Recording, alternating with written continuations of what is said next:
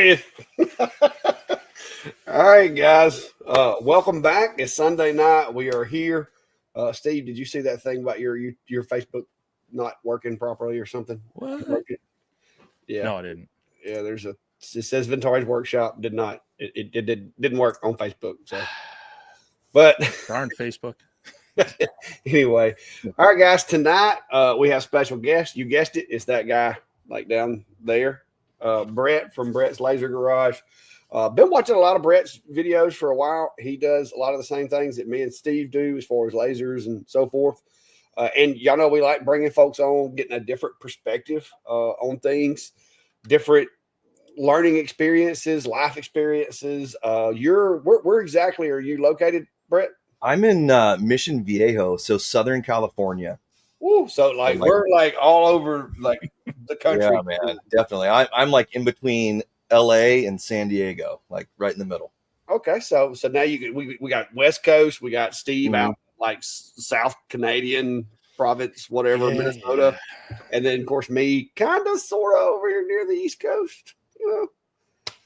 But yeah, it's been a long week for me. Just got through with Pete's Jam, so if you notice my voice has been a little weird, I don't know if it's because I was yelling over the music last night trying to talk to people, or the dust, or a combination of both, or what. But anyway, I'm gonna let Steve bring you guys up to speed. And so if you got questions for Brett, make sure you get those ready. And we're also going to get a little backstory on Brett for you guys that may not know his history, which I don't know all of it. So I'm here to learn too. Yeah. It's been I don't know. It's been a weird week for me too. I had a mini road trip for work. It was just a day trip. A small conference that I helped organize amongst some colleges and such for IT stuff. And I don't know. I didn't sleep well the night before that. I didn't sleep well the night after it. And so I feel like most this week I've gotten home from work and just I've struggled to do much in the shop. But I have been playing with some things. And a little sneak preview of one of them is of course the Eufy printer. People are really interested in. I've been having people ask a bunch of questions about it and wanting to do something different. One of the things they did include with that is a light box. But so I'm making my own custom ones. And so this is a 3D printed background. And then this is printed on acrylic. Now, I did it in two different ways. This one, it's printed on the surface, kind of has a bit of a matte finish to it.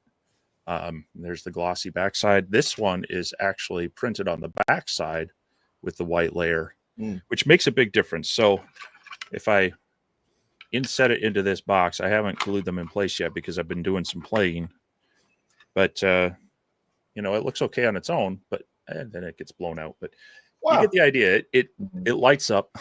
It's disappearing ink. Yeah, it looks better in person. But what I've found is the one without and they're both the same printing process with the white underneath, but this one, of course, it's also blown out. It's not as opaque, so I actually have to put a diffuser in the back of this. So, but I've been playing around with that. I also went to Target, my absolute favorite place to shop. Not in case I don't like going to the mall, but people are asking about Matchbox cars, so I had to get out my inner kid and go toy car shopping. My concern with this is the printer uses lasers to identify the top, and it wants to be only a 1 to 2 millimeter variation. Well, most of these cars have a bigger variation than that, so I think printing on the hood's going to be okay, or the roof, but maybe not the hood. But I got some Play-Doh, so my idea is if I can angle it just right, that maybe I'll be able to print on there with just enough deviation. So going to be doing a little more playing with that device to see what I can do with a few more unique things. And then, of course, I've also having to cut out the special acrylic shapes, decided to do some more testing with the Reno 45 Pro, playing around with acrylic, because I know a lot of people are curious about that as a budget laser. What can it do? What can it do? And so trying to dial in some settings with that machine for doing some acrylic. So that's just a couple of the projects I've got going. Of course, I got more things coming. There's a new device that I know both Clack and I have. We can't really talk about till Friday. 5 more days. Yep. So, got to be pulling that together and putting that out there by the end of the week. And I do have, it's another 4-day weekend for me because we've got Thursday as a holiday. I took Friday off because we're working summer hours. It's just a 4-day. It's easy for me to take those 4 days or 4 hours off. So yeah, hopefully I've gotten some rest. I'm feeling better now. So hopefully I can get into this week, get through it and get some focus time in the shop later this week. So unfortunately didn't have any videos coming out this week. But there's a lot in progress that hopefully as I get caught up, you're just going to get flooded with them someday. Yeah.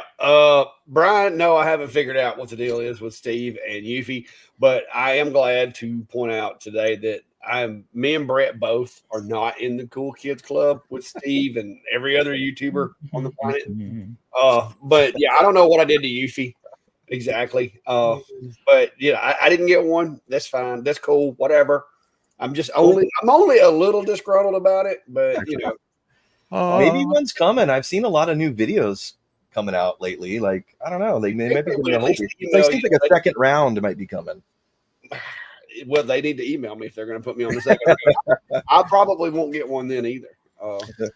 Well, the Kickstarter is going for, I think, another 13 days.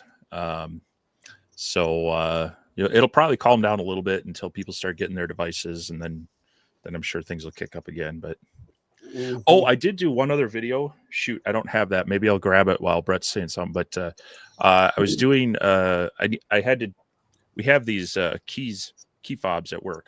These electronic key fobs, and we got a new batch of them in, and needed to mark them. The way they did it last time with these printed decals, they just rubbed off. So I said, I could fix that for you, and there you go. I was able to mark on the back of these as well as another style, and so I know I've already done a video on sequential numbering in Lightburn, but I thought this would be a nice way to highlight creating a kind of a fixture jig in Lightburn for the Omni One and engraving these.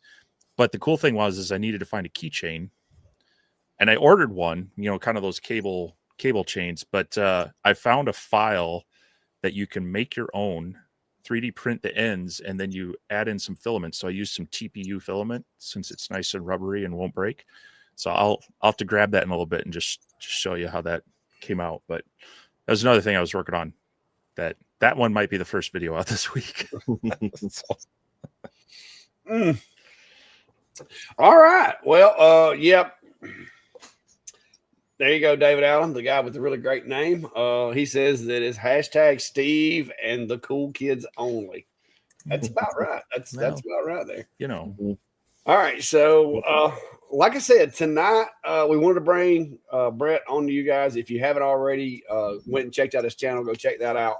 But I'm going to let him kind of give you guys the Cliff Notes version or whatever he wants to disclose about himself to you guys and let you know what's going on over at his shop. I mean, because we like to cooperate and collaborate with other guys, and me and Steve, especially some of the Monport machines. I know Brett's had his hands on several of those. So tell us about your shop, Brett. I mean, it looks huge over there. It's growing. It's a small space. Well, it's a good size space, but it's getting smaller as we speak. But long story short, I started with lasers about 4 or 5 years ago.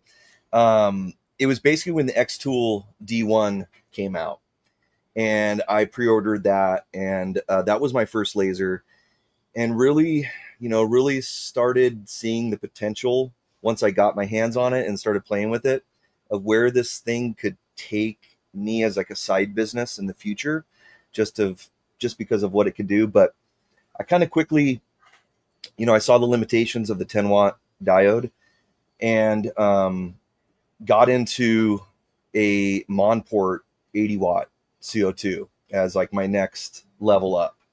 And when I did that, I kind of reached out to them, said, hey, like I'm thinking about starting this channel. Like I got some ideas of what I could do. Like I see what's out there, because I like everybody, I'm sure, like I just digested all these YouTube videos on like unboxings, reviews, like what laser should I buy, all this stuff. Like I've just ingested so much YouTube on this stuff.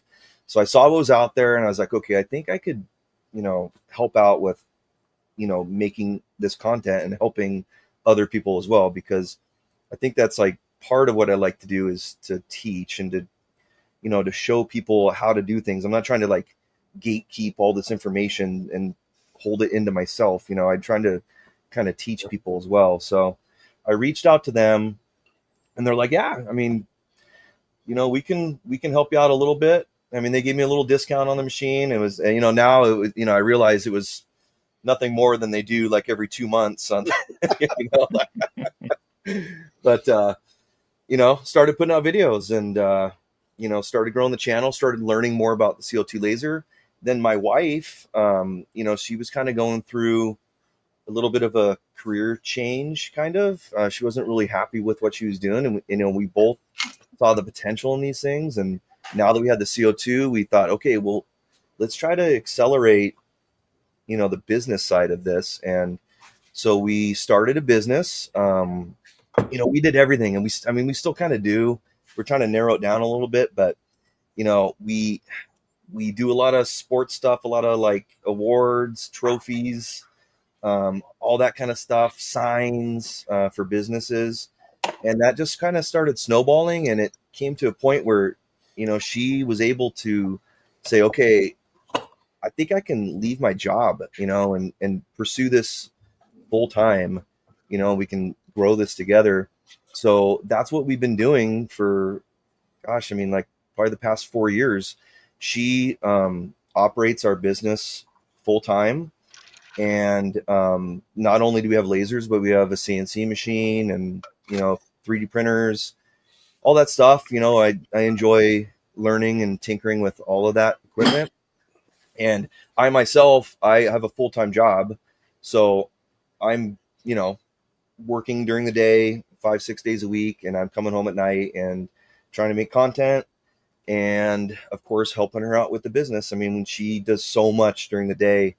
It's crazy, designing files. Her specialty is product design, and it's something that she's been involved with for a long time. And she's very good at making files and computer stuff. And I'm not so good at that, but I'm good with the machines, tinkering with them and, making sure they're running and everything like that.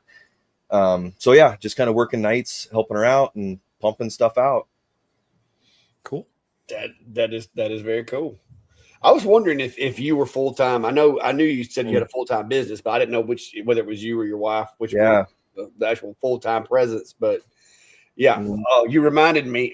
I will be full time in 108 days, and I like to mention that during the lives. Steve likes to try to keep track of it.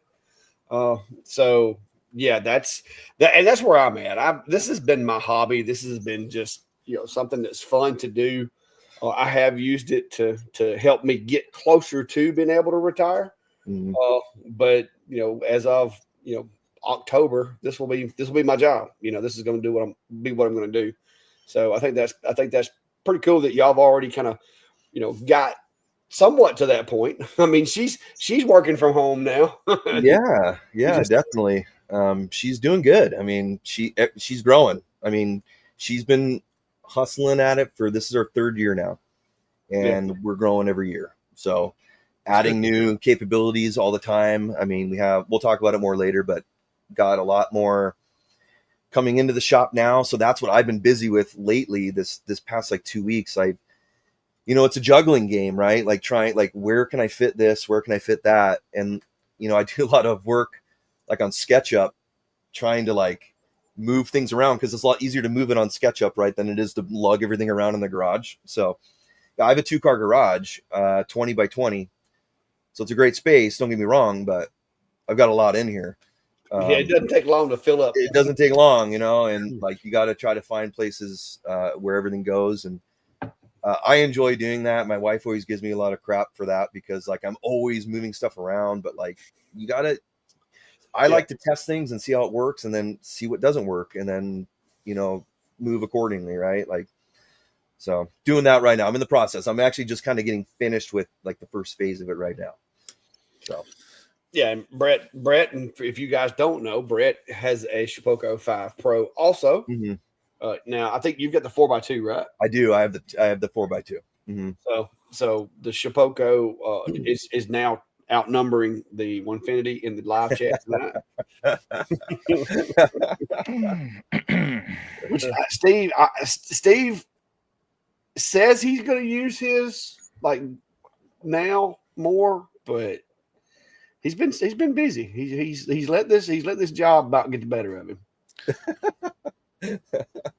Well, I've used it so much the past 10 years,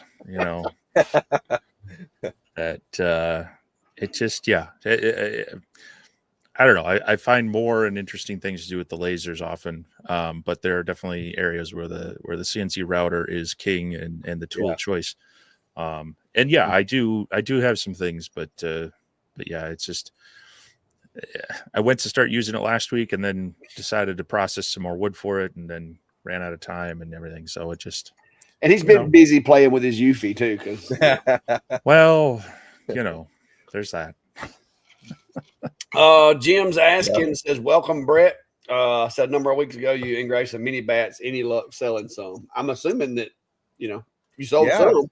Definitely. I'm not really making them unless I'm selling them. So I do a few samples of things, here and there. But we're doing pretty good on those. I did those on the comm marker, the Omni 1, and with the rotary, and found that worked really well because they're like 18 inches long total. So the engravable area is like about 6, but when you stick it on the end of a chuck, it's just too big for my bolts that at the time I didn't have a rotary for my larger bolt, the Pro 32. So it wouldn't fit in my smaller bolts. So threw it on the UV, and I love that thing, man. The UVs I think they're just like the ticket now. Like those are my favorite lasers right now. Yeah, I keep seeing that 10 watt. And printers. The UV printers are pretty cool too. So. Yeah, I know. Shameless plug. I'm tell you, he is really getting some mileage out of this whole. He got a UV and I didn't thing. Well, you had to bring that sign to the forefront there. So I'm just trying to stay caught up, man. Trying to stay caught up. No, I agree that the Omni 1, like I mentioned, I was just using that today, marking those key fobs, and it's the thing where I think I'm still figuring out what all it works well with, and it does kind of open up some things, but with that also comes more testing and trying to figure it out, and that's that material testing. When you get into some of those more like the metals and the synthetics, sometimes that gets a little more expensive than the scrap wood tests. But yes. Yeah, that's when you start just throwing darts at it. You're like, okay, let me try this on this little tiny circle right here. Let me try that. Let me try that. Let me try. Or either you do like 2.5 by 2.5 millimeter squares instead of the 5 by 5. I know, yeah. But yeah, it is a very compatible or capable machine for sure. Bob saying, Brett, I follow your channel as well. Enjoy the content. And Bob's in Birmingham, actually, I think. I think he's one of my local guys over here. Nice. Thanks, Bob. Nice. So Chuck's asking, when do you start the move? I'm guessing. He said he saw your video the other day. Are you moving? No, I'm not sure. I'm not sure what he's referring to there, Chuck. Now, there was somebody I saw that was moving. That was, what's his name? Chad discussed 6A Woodworks. 6A. Yeah, he said he was moving. Yep. Yeah, his looks. It looks like it's a pretty nice property with a lot of potential of those outbuildings, but I don't know. Big property brings big maintenance. It does, and that's why I'm like trying to. I got Brandy, and I'm gonna do this one on the other channel. It's probably gonna be it could be both, but I bought one of those. Matter of fact, it just so happens to be a Eufy that makes it, but it's the LiDAR controlled vacuum cleaners. It's not the old, but this one, like you can't see it unless you look at it through like night vision or whatever. but it has it's painting the room with lasers and mapping it as it's vacuuming. That thing's pretty awesome. Brandy's liking it. I think I checked it yesterday. It's got 9 hours of like actual vacuuming time on it right now, and it's been doing a really good job. So I told Brandy, I was like, if I could get a robot to cut the grass that would do as good a job as this one does vacuuming, I would buy it tomorrow.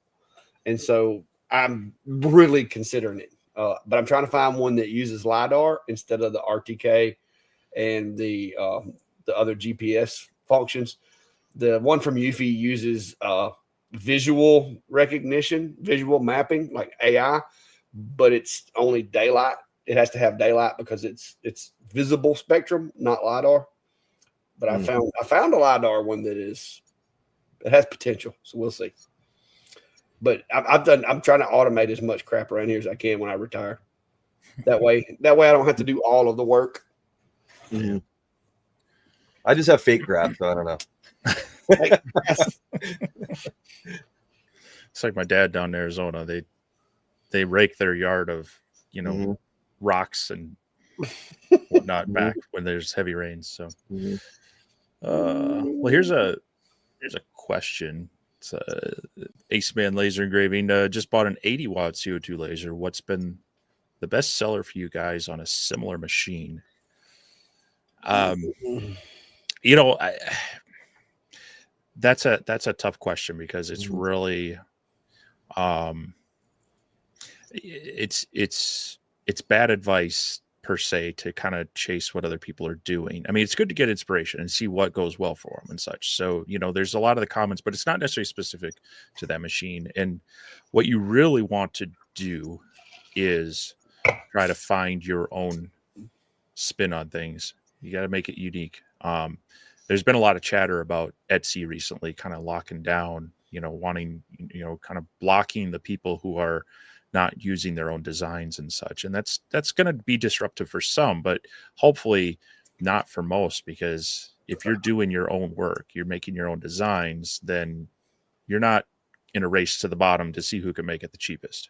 So that being said, best sellers for me, I tend to I try to go after more of the business to business stuff. So it's going to be personalized items. Like coaster sets are usually pretty big. I mean, on my video, I did some testing on the Slate coasters to try to find the best look, as well as I have made a couple sets of coaster caddies and such. So obviously that's something that does fairly well for me because a lot of businesses like to have, whether it's their own, they're giving them out as gifts and such, or Christmas gifts, things like that.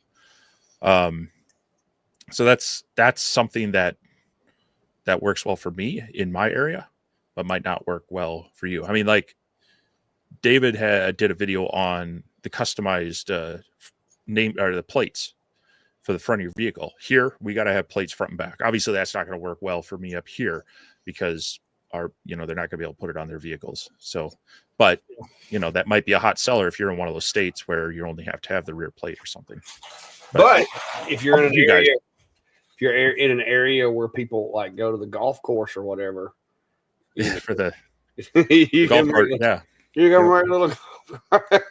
Well, and see, that's the thing too. Is like if you have a connection with a golf course or something like that, lean into that. I got started in this because of my model aviation hobby, and I had connections with a couple of manufacturers and able to do my own things. And then I kind of created a couple of my own unique things that weren't out there. And I had the market. I mean, a national magazine picked up one of my designs, and it was right around Christmas. I had to employ my children just to keep up with stuff for a couple months. And that was a good, bad problem to have. But what, yeah. How about you guys? Recommendations on things to at least start with? I mean, Steve, you hit the nail on the head. I mean, it's not so much the product, but the whole reason you have a laser or you have a CNC or a UV printer is to customize things, right? So you have to look at your area and see what's popular, and people always love customization, no matter, if people just want normal stuff you can buy off the shelf and get it in a day, they go to Amazon, right? But if you need to get something special, you know, you go to people like us that are making it, and you know, there's so many different genres you can pick from. I mean, sports is a big one, but business to business stuff is huge, and that's something I personally am trying to get into a lot more now, because they just need so many things. I mean, glassware is something that I've been really big into as well. You know, that might be a little tough on an 80-watt CO2. CO2s can do glass, but not as good as the UV, of course. But you know, cups, just any promotional items. I mean, these companies are looking for this stuff, and they're not always happy getting it from, you know, just going on a Google search or something, because they don't have that personal person they can talk to, right? Like, so that's a little bit of advice I would give on that. Yeah, you hit a good one there. Tumblers, and a CO2 is the better machine Mhm. Oh, to run that on Thunder, tumblers. the Thunderbolt that he has, and Yeah. I run Yeah. a Thunder at my buddy Tim's shop. That bolt will crank out Yeah. some tumblers. Like it does an amazing job on tumblers. Mhm. When Tim first got it, he was used to his old Epilogue that he had, and he was like, "Oh, this one doesn't do as well." But it was because of the LPI settings and stuff like that. Yeah. That they had. So I had to go up there and do some testing and just dial in the settings for him. But that Mhm. thing, man, I've been wanting to get a bolt, but the Mhm. problem that I have with getting a bolt is a lot of the stuff that I do for the party planner, where I cut out these 33, 34, 35-inch wide letters and stuff. Mhm. I can't do that on a bolt. So my only choice is to step it up to like the 41 or 51 or something like that. I've got to have at least a 30-something inch wide bed to Yeah, they have a whole new line of the Nova series is what they had before, which were the glass DC CO2 tubes, but like they're putting the RF tubes in the Nova series now. So they have them all the way up to like a 63, I think is the biggest Nova that they make, with like an 80-watt RF tube in it. I mean, the thing's going to be crazy. Yeah, and I've been looking at that, but then part of me says, you know what? With my knowledge of the machines and being able to work on them and all that, I could go get myself a good, you know, high powered Monport or Ohmtech or something like that, and Mm-hmm. do a lot of the same stuff and save some money. But I'm teetering right now. Yeah. But if I do upgrade the machine and I bring that added cost to my shop, now I've got to come up with some products to try to streamline my reimbursement of the expenditures. So it's a balance. But right now the X40 over here, this thing makes it, the bulk of the money that comes into my shop from physical products is made with this X40 because the work area is so big. Mm-hmm. It takes longer than a CO2 would, but it's not nearly as expensive either. So Yeah. do. You know, and having multiple machines is really the ticket too. Yeah. Not one laser is going to do everything. It doesn't matter how much you pay for it or what technology it has in it. I mean, one is not going to do anything. And if one goes down, if you have one and it goes down, then you have none. Oh yeah, Right? you're messed up. That's what my buddy Tim he had when he bought that Thunder. It was because the Epilogue went down on him, Mm-hmm. and Mm-hmm. he's like he had a corporate order for like 5,000 units that had to be done, and and he's like there's no way. And so when his machine went down, he contacted me. He's like, "Hey, can you do this?" And I'm like, "Dude, I'm not really set up for that level of production right now." Mm-hmm. I said, "I can help you, but I don't know that I'm going to be enough, you know, because the machines that I have aren't for that level of production." So he's like, "Well, my Epilogue it's on the fritz," and so wound up he ordered the Thunderbolt because he needed it, and he needed it like pronto, you know. Mm-hmm. And it done a good job. Now I've went up there over the period of several trips and managed to figure out exactly what was going on with the Epilogue, and we got it back up and running. So now he's got two machines to use, and that's what he was saying the other day. He's like, even though he technically might could have done without having the Thunder, it's nice to know that if either one of them goes down, business doesn't have to shut the doors. which he has like other printing machines. Like he's got like I think it's like a 8-foot wide vinyl cutters and printers and all this. I mean, he's got other machines, but as far as the laser goes, like you said, having one laser is you're just waiting to have it. And it's not, I mean, it's nice, when you look at a second machine to maybe look at something that opens up some new material. But that being said, sometimes if you're just that busy, adding another machine identical to the other one, you're going to double your output. You got backup parts. You're not doing the testing and the, figuring things out. So, I mean, there's a lot of people that like to rag on, you can't run a business off a diode laser. Well, Clack's proved you can. Because for the longest time, that's all he had and built quite a bit off of it.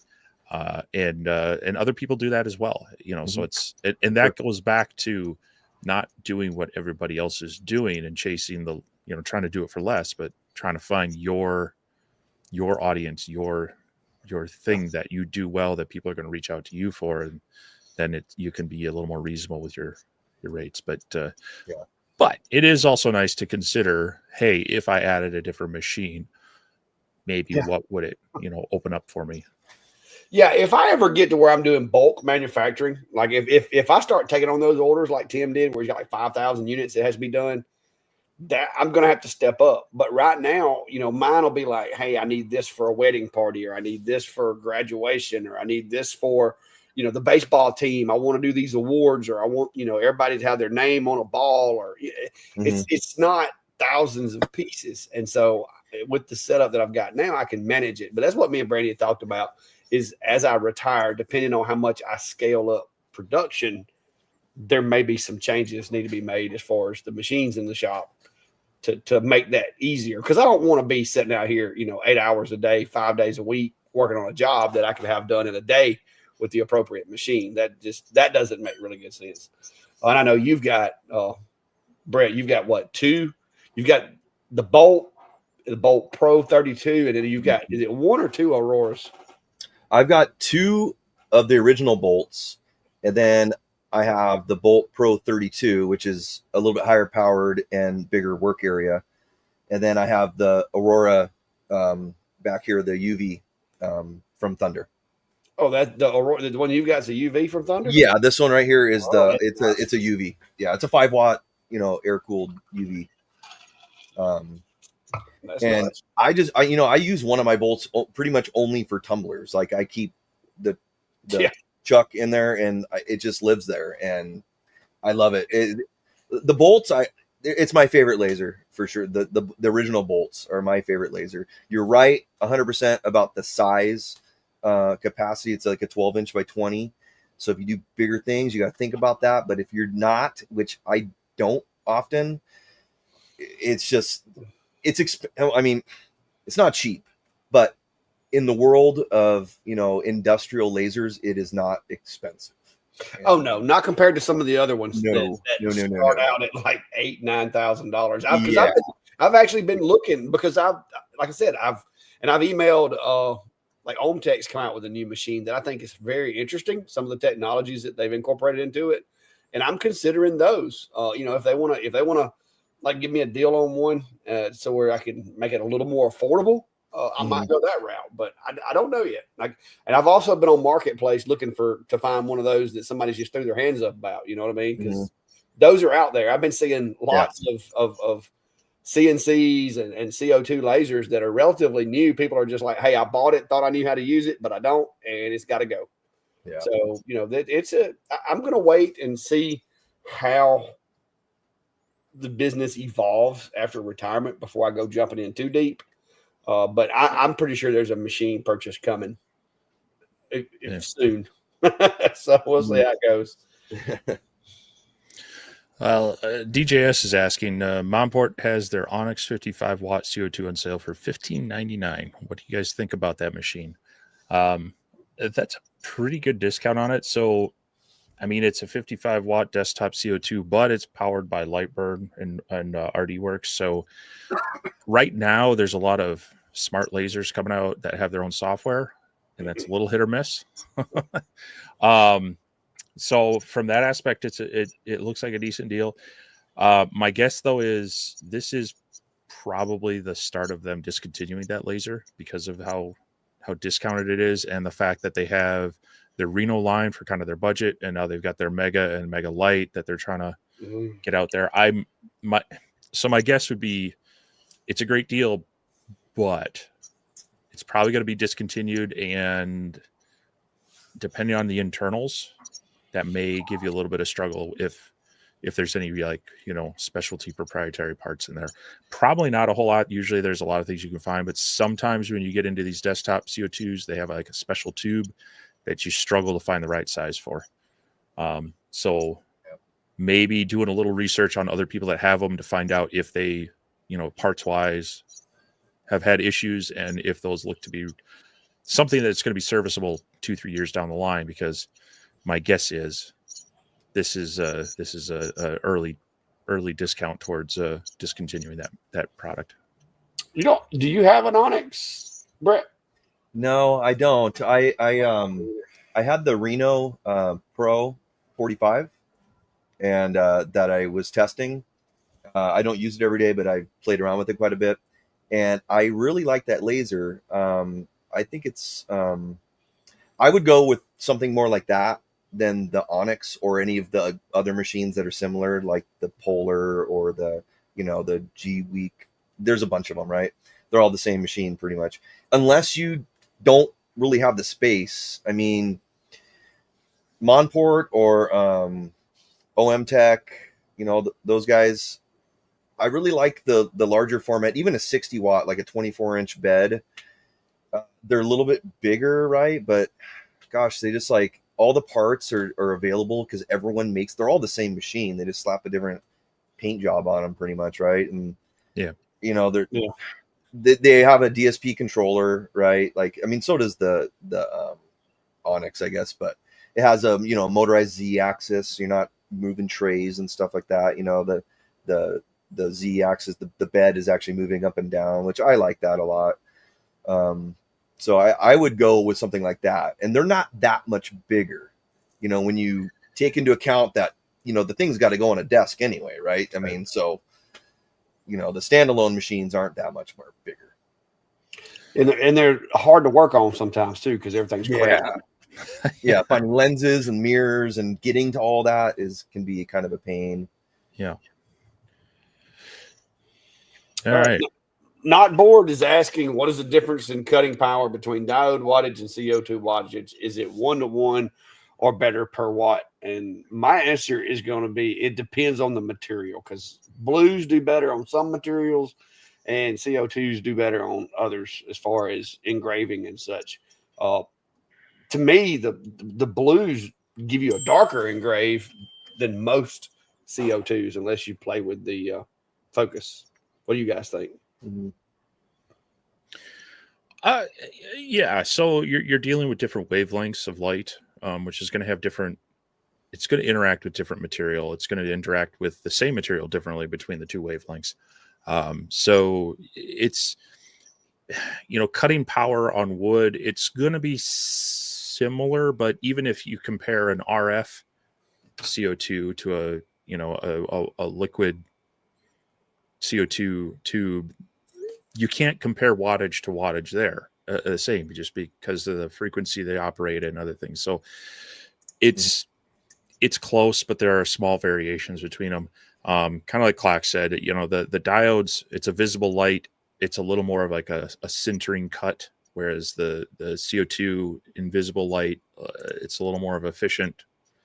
You get less of a burn, less of a caramelization type thing.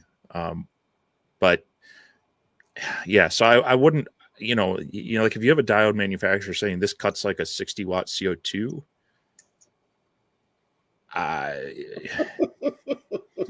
it's going to depend on what you're, how you're looking at that. And I don't know, a lot of that gets to be marketing speak. Yeah. You can compare them close, but there are going to be differences. I'll just put it at that.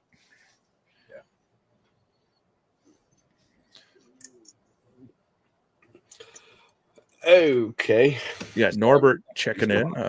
Special hello to Brett. Recently found your channel and subscribed. Great channel. Not too much orange. I see. I knew I liked Norbert for a reason. Oh, y'all killing me. Yeah. Well, I got this. I got Flax file for the Oh, look at all you. my galvos. I bought that. Well, now some of them can be slightly different. I didn't do all the orange, but I put a little bit in there. Got this one too. Yeah. Hey, those things have saved me. I forgot that my F1 did not have one of those on it at the event yesterday. And I almost, if it hadn't have been for me trying to frame and couldn't see the frame line, I'd have got it. And because I didn't realize that I haven't, put one of those on it yet. Mm-hmm. And Klein's like, was you about to do what I think you was about to do? I was like, oh, I was about to melt that lens cover. But luckily, when I went to frame, I couldn't see, because I'm sitting over there like cupping my hands around the machine. Like, why can't I see the frame? And then it hit me, lens cover. And I reached up there and got it off.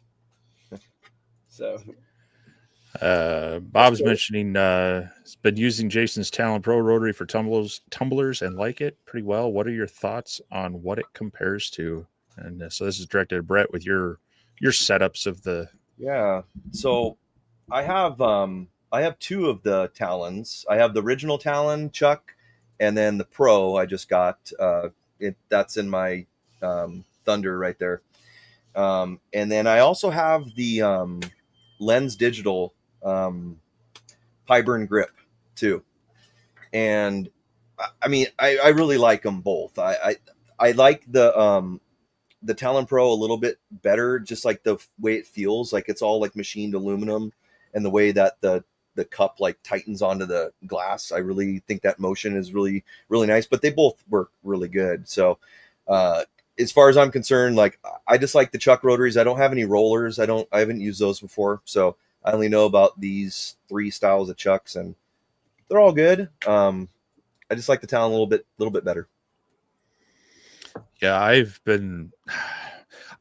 think if I get another big order, and by big I mean like more than a dozen tumblers, I would be really tempted to pull the trigger on one of those for but the problem is trying to decide, like you've mentioned in some of your videos, that everyone has whether it's a different plug, or sometimes they have different controller boards, so they need different steppers and some. So it's not like you're going to buy one and it's easily adaptable. Others, some of them you can get adapters and such for, but you kind of want to pick this is the machine I'm going to set it up for, work with them, make sure it's dialed in for that. But it is a bit of an investment, but I've been able to see them in person a couple times, and if you're doing any volume on tumblers, I think you're going to quickly find the value in getting investing in a quality rotary, in taking the time like you've done to really set up a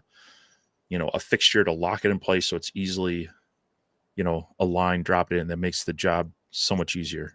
Yeah, so much easier, and just so much more enjoyable too, because that reason I got a couple more, I bit the bullet, and I had one, and I was moving it from my machine to machine. I couldn't put it on the Omni because the connector is different, but I was putting it in my Bolt, and I was putting in my Aurora, and it just got to be a pain. Like I would get a glass order, and I'm like, oh crap, I need to put this in the Aurora now, but I've got it set up in the Bolt, and they are an investment, but the most high quality machinery you can buy. So I love them. Yeah. And that's, I mean, especially for people doing this as a business, you have to look in those reinvestments into your business to help you grow, to help you be able to, be more efficient with your time, or more efficient with your materials. The more confident you are in your setup, the less waste you're going to have. And so, yeah, it's some of these things are, it's a big pill to swallow on some of these, but if you can save up for it, work a few jobs, set that money aside for it, it hopefully then will pay off in the future jobs once you get that in place, and allows you to take on, more work or get stuff done faster or whatever. So definitely. It's good to see Great Lakes Laser Supply here. I mentioned they've had 4 different lasers and primarily use the fiber now, but if I start over, I would do the same. Start with 100 watt CO2 gantry. It's just so versatile. Yeah, so back when I started with lasers, close to 10 years ago, diodes weren't really. There may have been a couple like half watt diode type things out there, if that. They just really weren't on the scene. For me, it was looking at the cheap entry level were the K40s, and I quickly realized that that was going to be an investment in modifying, and I was going to be spending more money on it. So I ended up working my way up to at the time it was a 500 by 700, so about 27 inch by 18 inch work area. The cabinet style on the cart laser, and I'm glad I did that. Even that one at times for what I was doing felt a little small, but it, I think at the time I ended up spending about it was close to $3,000 on that, and then I ended up investing in a Czech style rotary, and I invested in a chiller, and all. I had $5 or so grand into it. Similar to buying like the Thunderbolt right now. So, and that was your basic gantry style CO2 machine 10 years ago. There's much nicer machines out there now. So, that being said, though, it is great to see the options for the smaller diode lasers for people that are maybe looking at it as a hobby and want to get into it or don't have the space for those. It's nice to have that, but the CO2s and a larger gantry, a little more power, do add some versatility to it. All right, guys. Come here. I don't want anybody hating on me. So come here. Come here. Okay. Brandy has something that she would like to tell you. Well, no, I'm not going to tell him what happened. I was walking with my phone and I had my hand on the screen, and so it deleted some of your comments and I couldn't put them back. And I tried to get my daughter to fix it and she couldn't fix it. So just know if you commented and I hid you, I'm sorry. And just put it back in there. And forgive me. So if you feel slighted, go ahead and jump away from Clack's channel. You can hop over to Brett's channel or my channel. We promise not to delete your comments unless you are really over the top. I didn't delete them. I just It sounds like Clack has some pretty heavy-handed mods. Well, he won't anymore because he's going to delete me. So it's fine. It's for the best, really. But she was texting me. She's like, I think I just deleted some comments. I'm like, well, that's okay. Maybe they'll repost them. She's like, oh my gosh, I was trying to fix it. I think I've blocked them. I'm like, what? Quit. Put the phone down. That's what Emily said. Step she away. Said, put it down and don't touch it. But anyway, it looks like she unhid the one that she hid, and I've checked to make sure nobody was blocked on my side. So I think we're good. But I may be in need of a moderator if anybody wants to apply. Y'all apply. Go apply. We may have an opening soon. But anyway, I wanted to make her tell you guys what she did. Y'all. I'm going to go back and finish my laundry. Hey, that's why I tell you to watch it on the TV. You can't do that if you're watching on the TV. There you go. Oh, Lord. Speaking of older lasers, Jeffrey has a universal laser CO2 60 watt, great laser, almost unbreakable. I've had it since 2010. The laser tube just went down in 3K to replace the tube. Curious what you would do. Yeah, the universal lasers they're tanks. And a 60 watt, yeah, you're dealing with one of those air cooled tubes. They are a bit to get recharged and replaced. I mean, that's a hard one. You're set up for it. It is a tank of a laser, but 3K there, you could look at a newer machine, but you are going to be, if you're going to be looking at something similar to that, you're going to be stepping into a liquid cooled CO2. That's, their lifespan is nowhere near what you would have on that tube as well. So I guess it would depend on the overall condition of the rest of the machine, or if you feel it's lacking something, then it might be worth looking at something else. Otherwise, for one of those, if I had one of those and it's been running well and all it needed was a tube, I'd probably be looking at just replacing the tube in that one. Let's see what else we got. I'm trying to catch up on comments, but she had me so distracted making sure I hadn't blocked. She hadn't blocked nobody. I was sitting over here just hammering. She's like texting me, and I'm just hammering through there, like trying to figure out what she did. Oh Lord.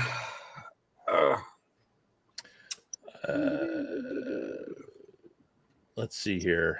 Yeah, somebody was asking about the CO2s. Yeah, most of the stuff that I do that I get paid for, I wind up using the diodes a lot of times because, like I said, with wood and stuff, I like that darker engrave.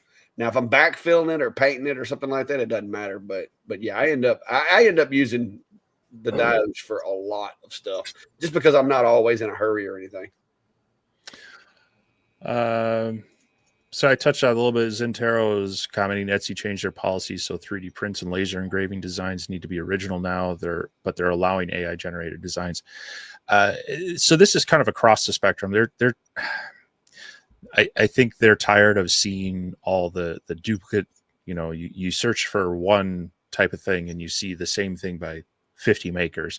They want to try to get a little bit back to supporting originality and such. And so no matter whether you're 3D printing, laser cutting, whatever, they want to see original designs. It doesn't mean you can't use those mediums. And they are allowing AI generated, but you need to disclose it a little bit more. They also have a few different styles of whether it is a product you make or there's I can't remember the name of this section. It's there's made by seller, which is kind of it's a physical product. Designed by a seller, which would be like the files that Clack and I make, or maybe you design it, but you have a third party actually make it. And then there's handpicked and as well as sourced. So they have kind of tiers to try to separate out the true, like I designed this and I made it physical product, all the way down to you had less and less into the manufacturing of it. So I mean, it's tough in one vein, but I think it also is going to help Etsy get a little bit back to what they originally were. And again, that's why we try to encourage you all to do as much of your own design as you can. I mean, it's not to say I don't want you to stop buying my files by any means, but but take that and put your own spin on it. And honestly, if you're buying our files and you're trying to sell them online, you're going to be hurting. Those are great to try to boost your sales in your local economy, your local markets, not trying to compete with everybody else that has access to the same files and the same machines. So, yeah. Dale says, have any of you played around with a Mill Mage pre-release yet? I have not. I'm too busy. I don't, like I said, that's the reason I will be honest with you. I wouldn't mind playing around with it and testing it. I've got other software that I've got access to recently that I want to play around and test. But if I'm pressed for time and I got jobs stacked up, I'm not fixing to design a job in a software that I don't know my way around. So that's the problem I have is currently I don't have time to dedicate to testing somebody's product as far as the software goes. Because of jobs. If it's a material that I can test and be done with it in 20, 30 minutes, if it's a machine that I can spend a week or so playing around with, okay. But software you can break bits, ruin materials and all that. So I'm going to give it a little while until I have time to really sit down and play with it before I start, trying to turn out stuff. And it'll probably be when I get retired and I got more time, because right now, if my feet are on the floor, I'm working either at my primary job or down here. I'm sure Brett's the same way from what I heard about him. When I go off my feet, I go to sleep and then I get up. I mean, it's not. I don't watch football, baseball, basketball, golf, hockey, none of that. I work, whether it's here or at my job. I'm at work. So, I'm kind of in the same boat. I've hardly had time to test a couple of the machines I've gotten in. And like you say, anytime you run into an issue with that, it slows other stuff down. It's painful. So I am excited to see how it is. I'm hoping it opens up an affordable entry-level option. I mean, there are others out there. Carve Co is probably one of the nicer ones that gives you some flexibility and more advanced features without having to jump both feet in at once. Over time it's going to add up, if you're doing the subscription model. But Clack and I love VCarve, but especially if you're going for the pro version, that's a whole nother chunk of change you gotta spend up front. But the nice thing is then you one and done until you want to update it. So yeah, it'll be nice to see where the pricing is, what the features are, how well it works. Because that I think is one of the software tends to be the limiting factor for some people. Great Lakes, I'm glad to see your comment in here. You were the victim of Brandy's misdirected touches to her touch screen. See, she's one of those that needs a mouse. But no, it was Great Lakes is who it was, and it said in there that she unhid him, so she fixed it. She just wasn't sure she fixed it. So, but yeah. Let's see what we got. I'm trying to find. Oh, there it is. Oh, I think we both hit one. What's up, Rich? How are you, sir? Warm enough for you down there in New Orleans tonight? It's been getting warmer here. I know that. Yeah. My dad's in Arizona, and I asked him how it was going today. Wishing him a happy Father's Day and all that. And he's like, "Well, I'm hanging out inside because it's 100, and he's up in the mountains of Arizona. So he's up around. He's in Payson, which is just around 7,500 feet." Or no, 5,000 feet. The rim is at 7,500 feet. So if it's that hot there, down in the valley in Phoenix, they're really Cody. If he's in here, he's probably not, because he's probably just he's withered away to a puddle on the floor in Phoenix there. But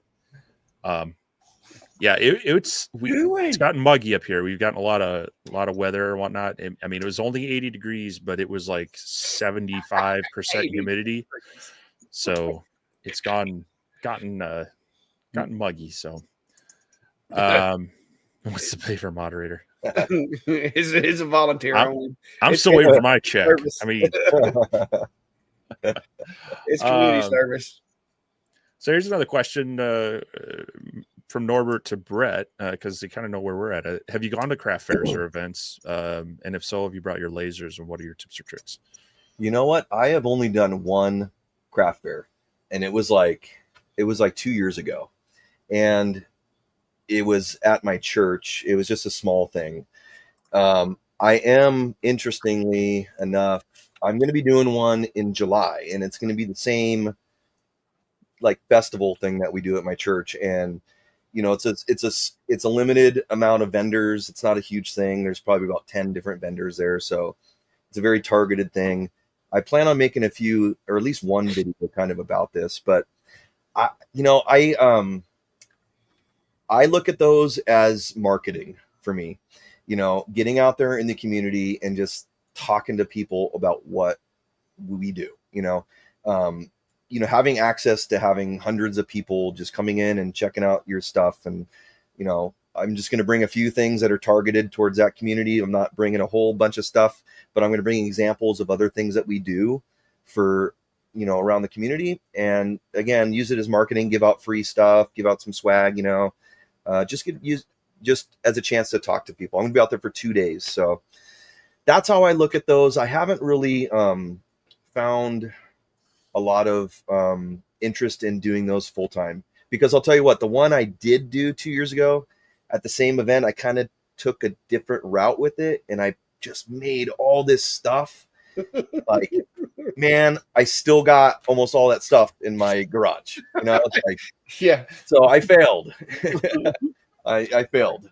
So I don't know how people do that. There's an art to it, Well, there's a video for that coming out here shortly. Yeah, there you go. There you go.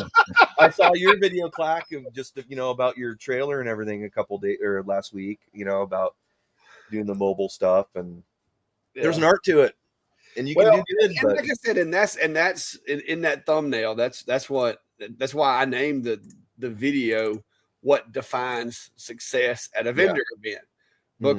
Because my definition of a successful event and somebody who depends on making money to support, their business at the event. It's two different models. It's two different business models. I use them, like you said, I use them as marketing, networking, advertisement. I do try to make enough money to where I don't go upside down. You don't want to be paying to go to an event, but I don't look to, make a month's worth of revenue at an event. It's just, if it happened, that's great. But the weather, there's so many variables. It's hard for me to depend on that. So now I might be going to an event next weekend, but what? It's a little bit different event. It's a model airplane event, but I may bring a laser to it as well as some of my other stuff to sell, hang out with some guys, and But yeah, I think we've seen it in some of our groups. They're so hit or miss right now. I think a couple things. Market's getting a little flooded with people they're doing this. Again, another reason to kind of branch out, do your own thing. Some people are just pulling back on spending and such. So it's you do really have to kind of call back your expectations maybe on the day of the event, but really try to use it as a networking opportunity. Yeah, well, you say that, and I thought that too, but I don't know if it's that the glow forges are dying off or what, but I walked that event yesterday, and there was a leather worker, like a legit, hammer mallet leather worker, and maybe 2 or 3 woodworkers, but I didn't see, and I seen one guy that looked like he had a UV, maybe like he was printing some of that raised UV stuff, looked like on canvas and stuff. But I didn't see a lot of laser stuff yesterday, which was surprising because usually there's at least 3 other people, and because there was 300 vendors at this thing, there's usually at least 3 others there. So I don't know. Maybe I missed them. I don't know. Like I said, Brandy can go. She knows the vendors, like when they sign up or whatever, and maybe there was more, but yeah, I was expecting there to be, like you said, a lot of people doing it. Now there was a couple of earring booths that looked like they might have had some laser cut earrings. A lot of the clay was pretty popular, but yeah, I was shocked that there wasn't more people there doing it. The last time I went to the Humane Society, I sponsored a Humane Society event and was going to try to recover because I did like their platinum sponsorship or whatever. And I'm like, it's a dog event. I'll sell enough dog tags to make my money back, and I'll break even on the event. And the Humane Society got a good bit of money and all that. It'll be great. Well, then one of the employees of the Humane Society that I gave a laser to shows up with a laser and is engraving dog tags for donations to the Humane Society. So the money that I spent, I did not recoup because she was basically cutting my price in half and calling it a donation to Humane Society. And I'm like, okay. So they got me on that one because the lasers that she was using was one that I gave her. So I'm like, I got on this one. So I think I wound up like $600 in the hole altogether.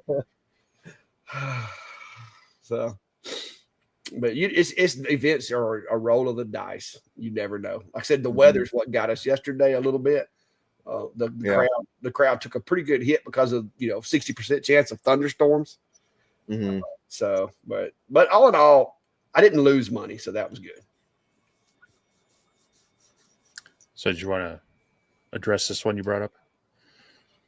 Oh, yeah, I was going to ask you guys. I do both a lot of times, as far as especially with just like the shapes, not necessarily the material settings or anything.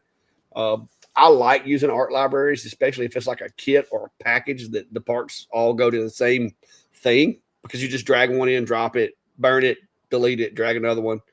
But you do need to, regardless of whether it's a saved file or art library, I think you still need to use the materials library in conjunction with it to get the most efficiency that you can out of the software. That's just my opinion. What do you guys think? I honestly, I never even use the art library. I don't even have it open. I save everything as a Lightburn file. I don't even really use the material library very often either.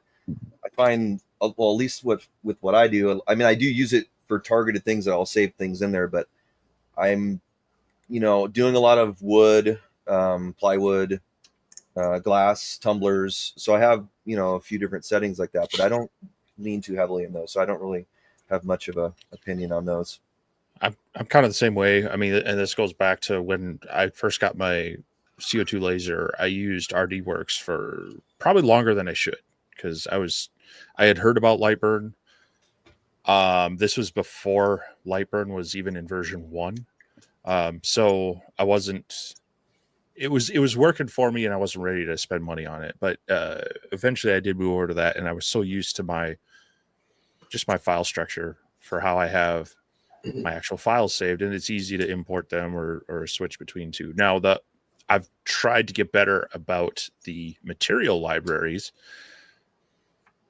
Not so much of, I mean, if you're running one laser, you run it all the time, you kind of know what your settings are.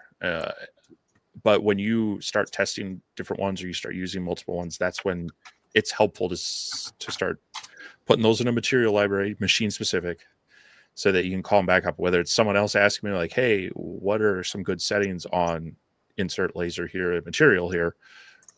That's harder to recall if it's not, my primary laser and such. But yeah, I'll be honest, I don't use the art library either, just because I have all of it structured in my files elsewhere. So, but I also do a lot of converting from, so I'll save it as a Lightburn file, but I'll also export it as DXF and SVG, because I might want to pull it into SketchUp. I might want to pull it into Creative Space. I might want to pull it into VCarve. And so having it all in my art library in Lightburn doesn't help me with those other softwares. Yeah. I haven't always, because they didn't exist, but I've gotten to where I'm using them more and more. A lot of it does have to do with the fact that I do use different machines, and the UV has really made me start using material library, because there's so many different, like I'll be doing testing on a material, and I may be trying to get like a white finish, but I may hit black, and I'm like, oh man, that's a nice looking black finish. So I'll go in there and save that one as, black engrave, and then I'll continue my testing. And next thing you know, some materials you may get like a yellow, and it's like, oh wow, how'd that happen? So I save those. So the com marker has really made me start leaning into the materials library, because there's so many variables, and there's so many accidental finds that I'm finding little nuggets when I'm just playing around. So that's a big thing for me. But the libraries, like the art libraries, I like using those too, because I've got an art library that's basically like designs for cutting boards, and that way I can just roll through there and just drag and drop it. I don't have to go because that way I can see like a preview of the file before I drag it into the workspace, because sometimes my naming scheme is just weird, because I may have 10 files named deer, and it'd be a deer looking this way, deer looking that way, deer, you know what I mean? And so by having that little thumbnail to look at, I can just like, oh, I like that deer. Let me drag that one over here.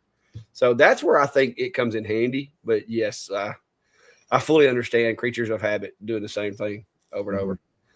Greg, I would have to say, if I was guessing, 125 feet or so, maybe. I don't know. I'd have to measure it. Are those normal size feet or Clack size feet? Well, they're normal size feet, because my feet are normal sized feet. Okay. Hey, did you not see the picture that I put on Facebook? Yeah. You stand. The bad thing is he was joking. Mark was joking. He's like, "Hey, you got a stool you can stand on, or you'll look way taller than me." And then I'm like, "What? No, man." And then we took the picture. He's like, "Hey, apparently you didn't need a stool."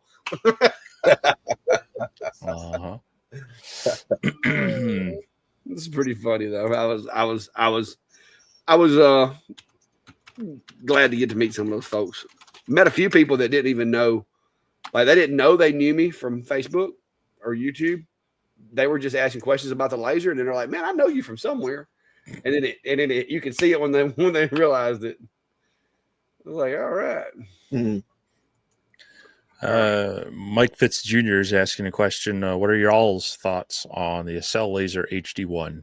And I know Clack and I have talked about this.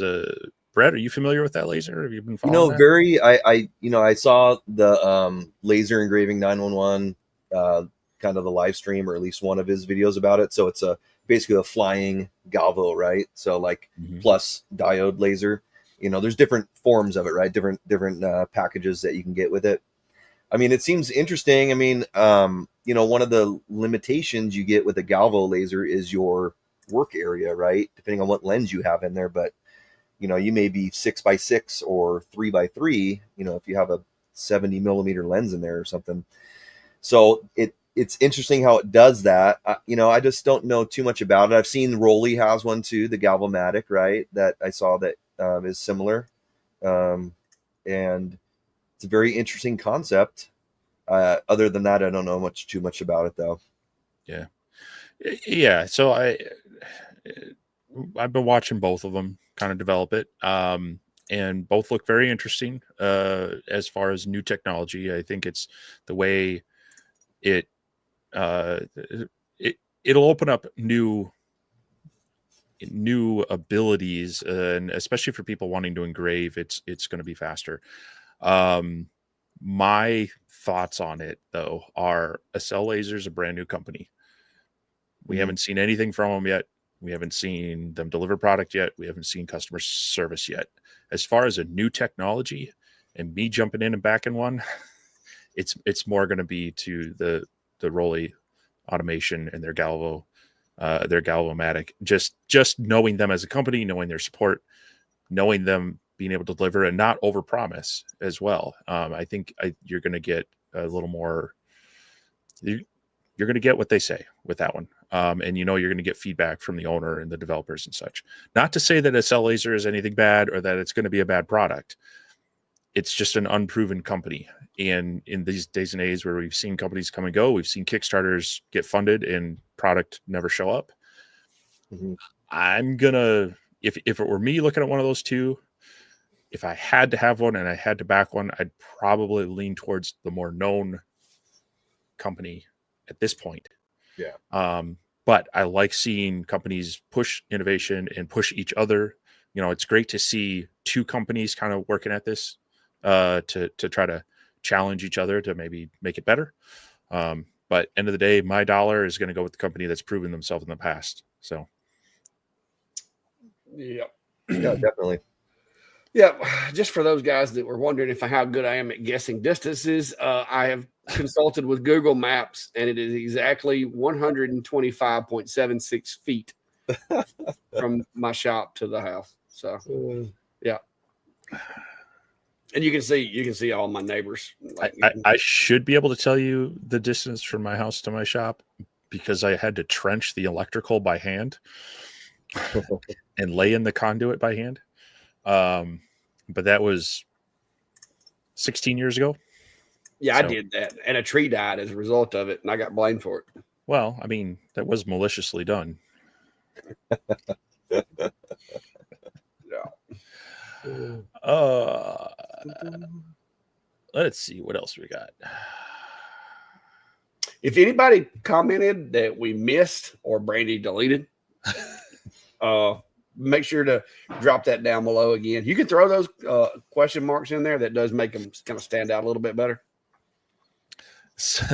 Jared comment that says you don't have your material speed power written all over your enclosure like me. Huh?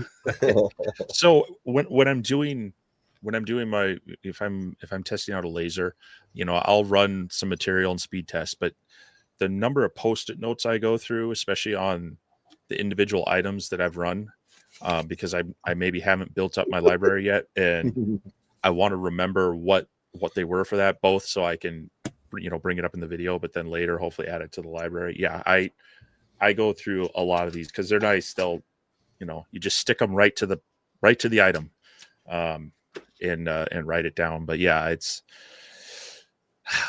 the tools are there for us, but like Clack said, sometimes it's hard to change your ways, which is why I still do a lot of drawing and development in SketchUp, because I learned that like too many years ago. Yeah.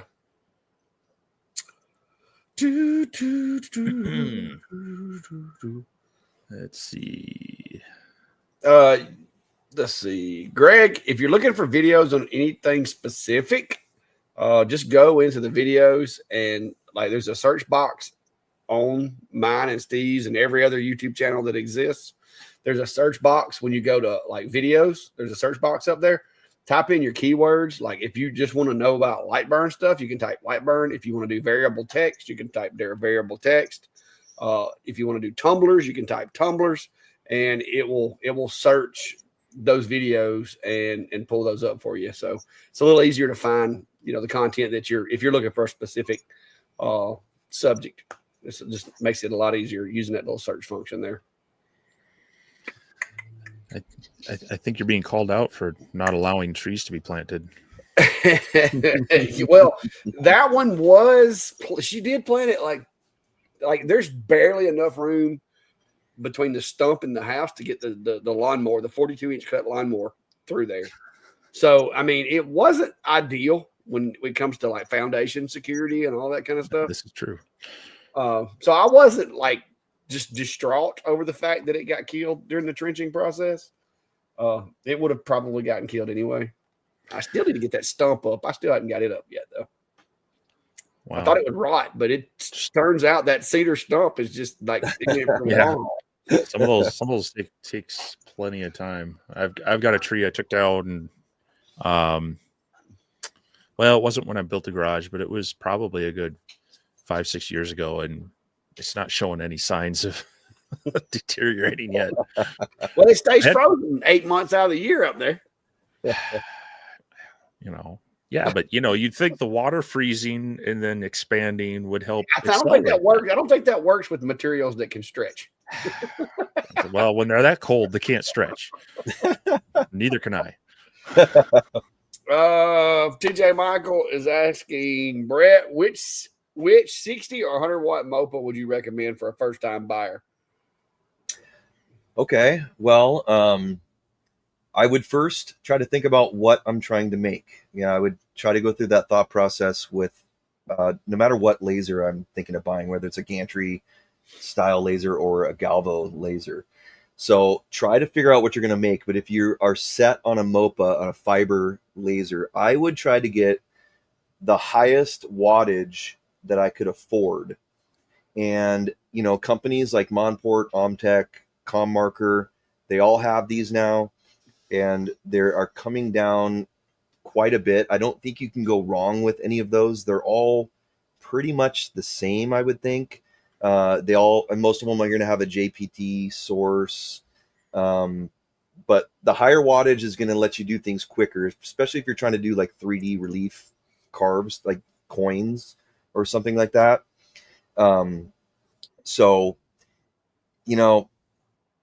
Other than that, it really depends on your budget, and maybe you don't need a MOPA either, because the MOPAs open up a whole nother layer of complexity. Like galvos are going to throw you through a loop. If you're coming from a gantry or a diode laser, they're going to throw you through a loop dealing with frequency and Q pulse and all the different settings that go with them. And line interval plays a huge role. Focus plays a huge role. So you're going to be dealing with a lot of stuff. And then when you have, thousands of frequencies that you can go through on the MOPAs, it can be a little intimidating. So factor that in as well. Because you may be able to save some money and, not get the MOPA version if you kind of drill down on what you want to do. Get a higher wattage, just a regular fiber without that capability.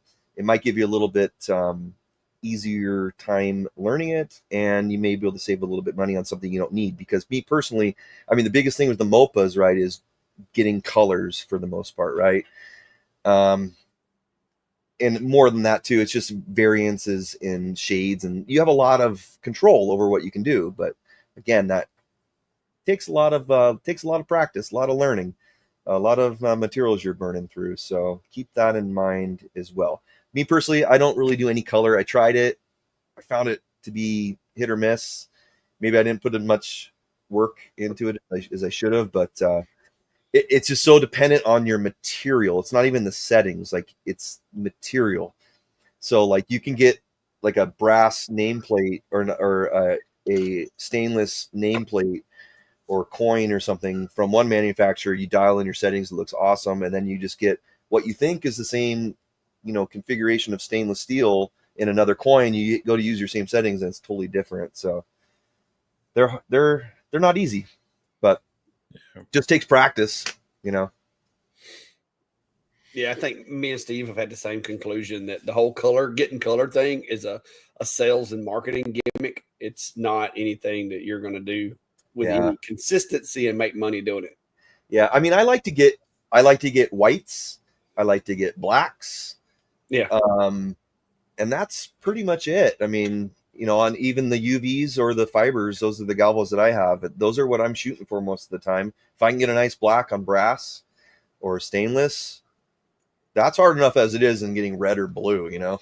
Yeah. Blue is the easiest color to get. I will tell you that. I spent a lot of time playing with that. And blue seems to be the easiest one because blue, like, purple and blue, but like, over a wider range. I've still never gotten red though. I don't know how to do that. So I've gotten it, but it was more of a pink or fuchsia look than it was a brilliant red. But it still had that little bit of blue still in there. It's like, what the heck? And then if you turn it like a different way, you look at it at a different angle, it's totally different. Sometimes. It's like a June bug or whatever. Yeah. Color. Yeah. So I don't know. Just figure out what you want to do. I mean, that's the biggest thing. Start there. Yeah. But generally, looking at what you can afford wattage wise is probably going to be the bigger thing across the board. You brought up a good point that, you know, if you're not as concerned about dialing in the colors, you can generally get some light colors and some dark colors, usually shades of brown or black, and then a whiter look from all fiber galvo lasers and such. But if you're wanting to do like the deep in, you know, brass engravings, or if you really want to touch into different metals, having the power over the variability of the MOPA is probably what you want to look at. So, but yeah, it's always funny with the color thing, because I've had, you know, with the little IR lasers, I've had manufacturers touting even like in the 2 and 3 watt. They're like, oh, here's all the color stuff you can do with that. I'm like, that is going to take forever. Yeah. At 3 millimeters a second. Yeah. So,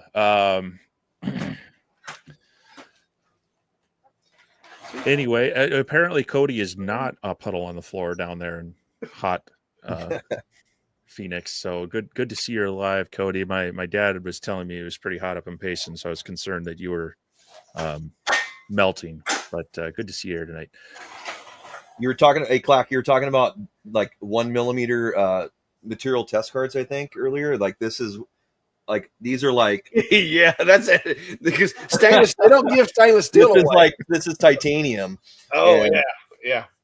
And the thing is you would think that maybe you could sand it down and reuse it, but you can't. It changes the material, and you'll be able to see that other engrave. Like if you engrave over it, even after you've sanded the material and removed all visible markings of it, it does something to the material, and you can still see that behind the other engrave. So, because I've tried that, I've got some pieces I've sanded down, and it's like, okay, now that's just nothing more than a spoil board at this point for the machine. That's what this one is. This one's basically, like I said, I did lots of testing, so I can't really do anything with it now. So it's just more or less a spoil board for other engraves. It's like, you know what? I'm done with it. But yeah, there's some of my little tiny ones right there. Yep. So Mark is mentioning that there's been some leaks about Bamboo making a new H1 printer. Looks like a single high-speed print head with a 350 by 350 build plate. I've seen a couple pictures myself, so I'm curious about that, because their latest one with the dual heads and the laser attachment, not what I was looking for. I was looking for bigger, faster. Would love to see. Obviously I like Bamboo. I've got the A1s back here. But there's Elegoo's come out with their Centauri, and it looks great, other than maybe they're having a little bit of issue with higher temp stuff, but at a $300 price point. My only qualm with it right now is their lead time. if you want to get on it. It's so popular that people keep buying. You have to pre-order it, and I think right now it's end of July when you might see it.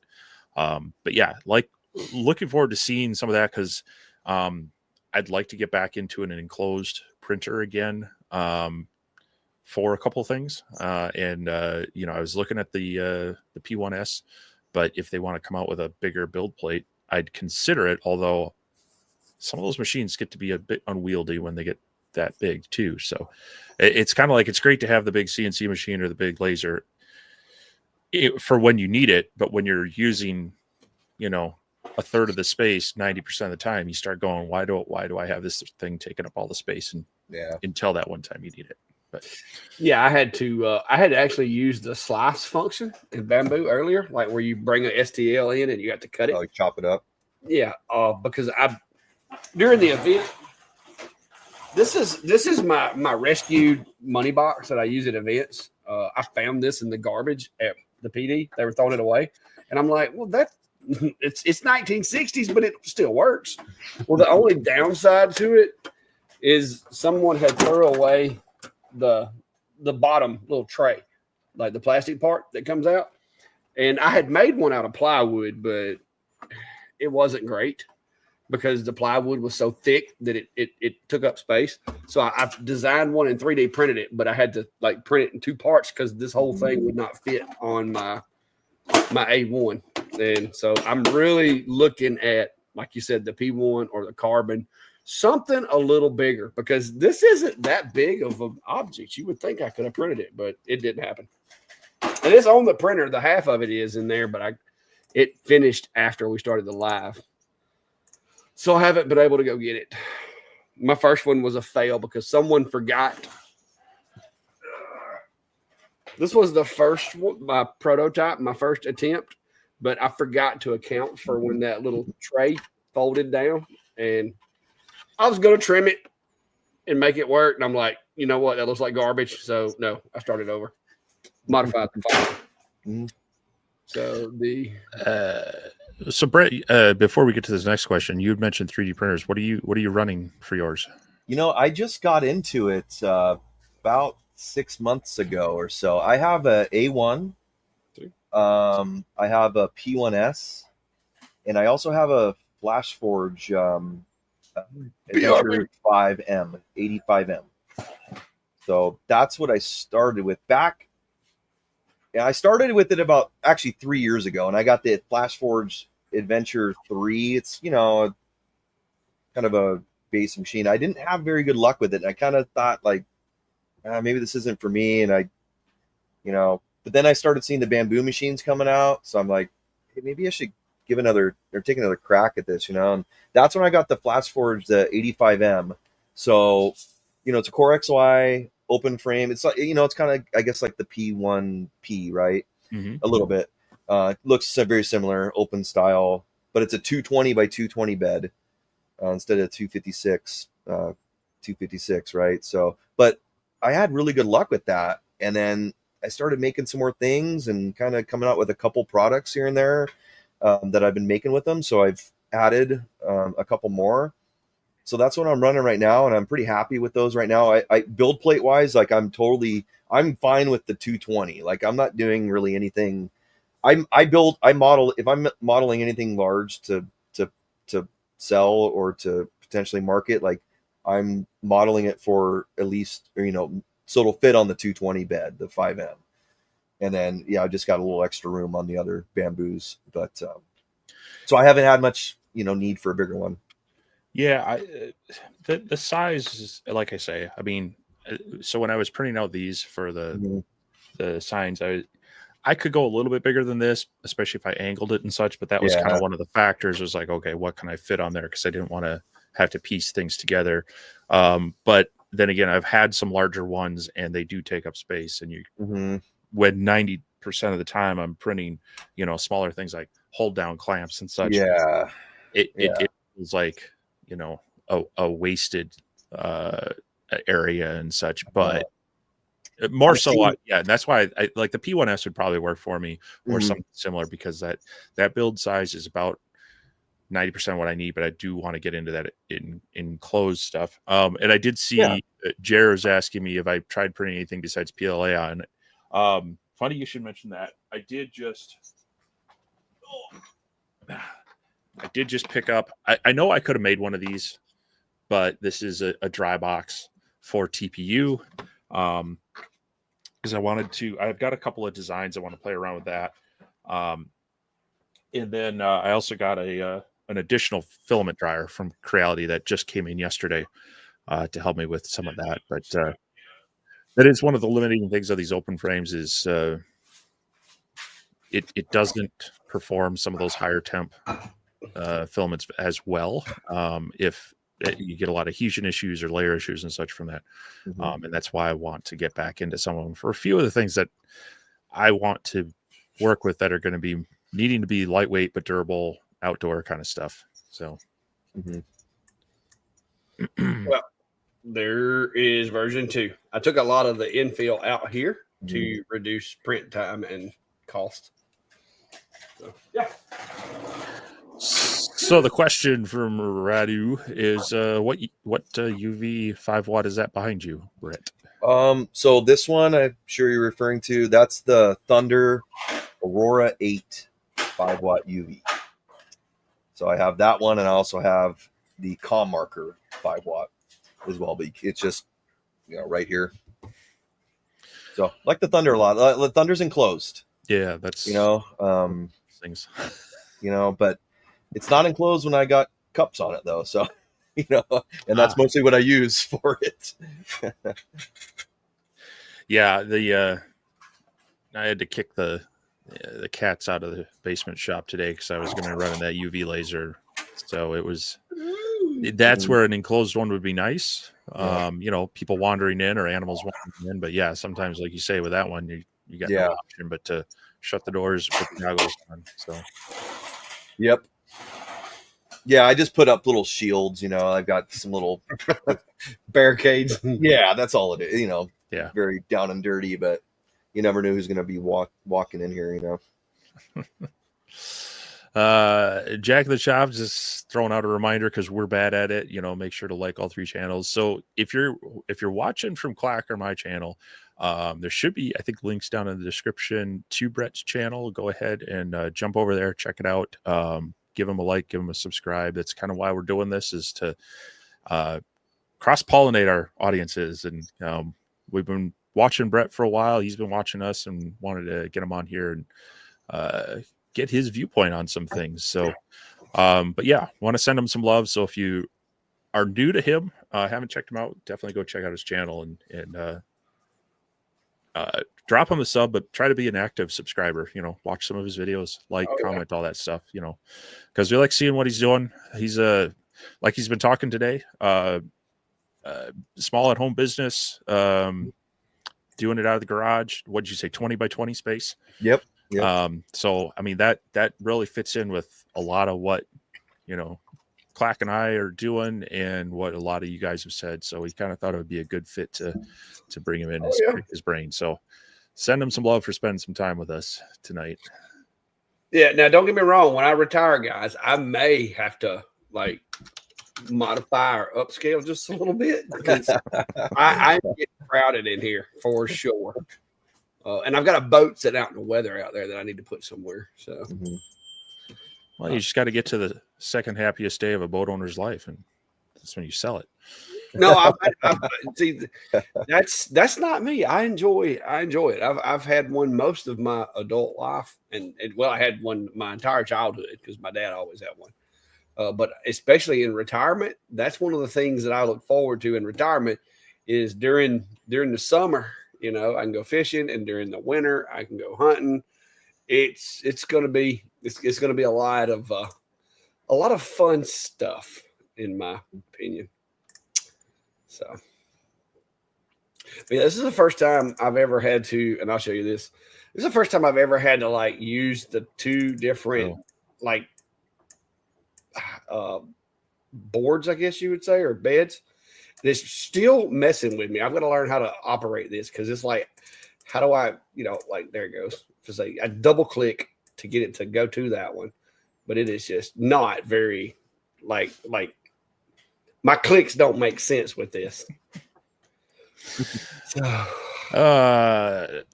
This might be one that, Clack, I know you love your glues and all, so maybe you can glue. answer. You're the one with the glue fetish.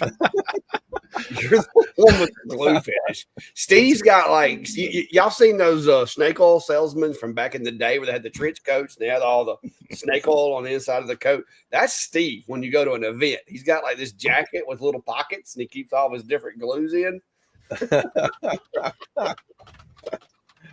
Yeah. He's like, oh, wait a minute, my button fell off. Hang on, let me grab my glue out of my pocket. Yeah.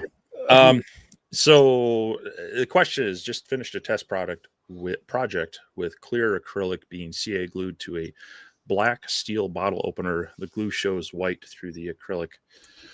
Question being, what did I not do correctly? Well, that's a feature of CA glue. So the way it interacts with moisture and such, it does create that kind of frosting effect. You don't see it as much on more natural materials because it gets more absorbed, but you'll see it on like dark plastics. You'll see it definitely on clear acrylic, and so it's basically not the glue to use in that scenario. Gluing anything to steel is a little tricky, especially when they're mixed mediums like that.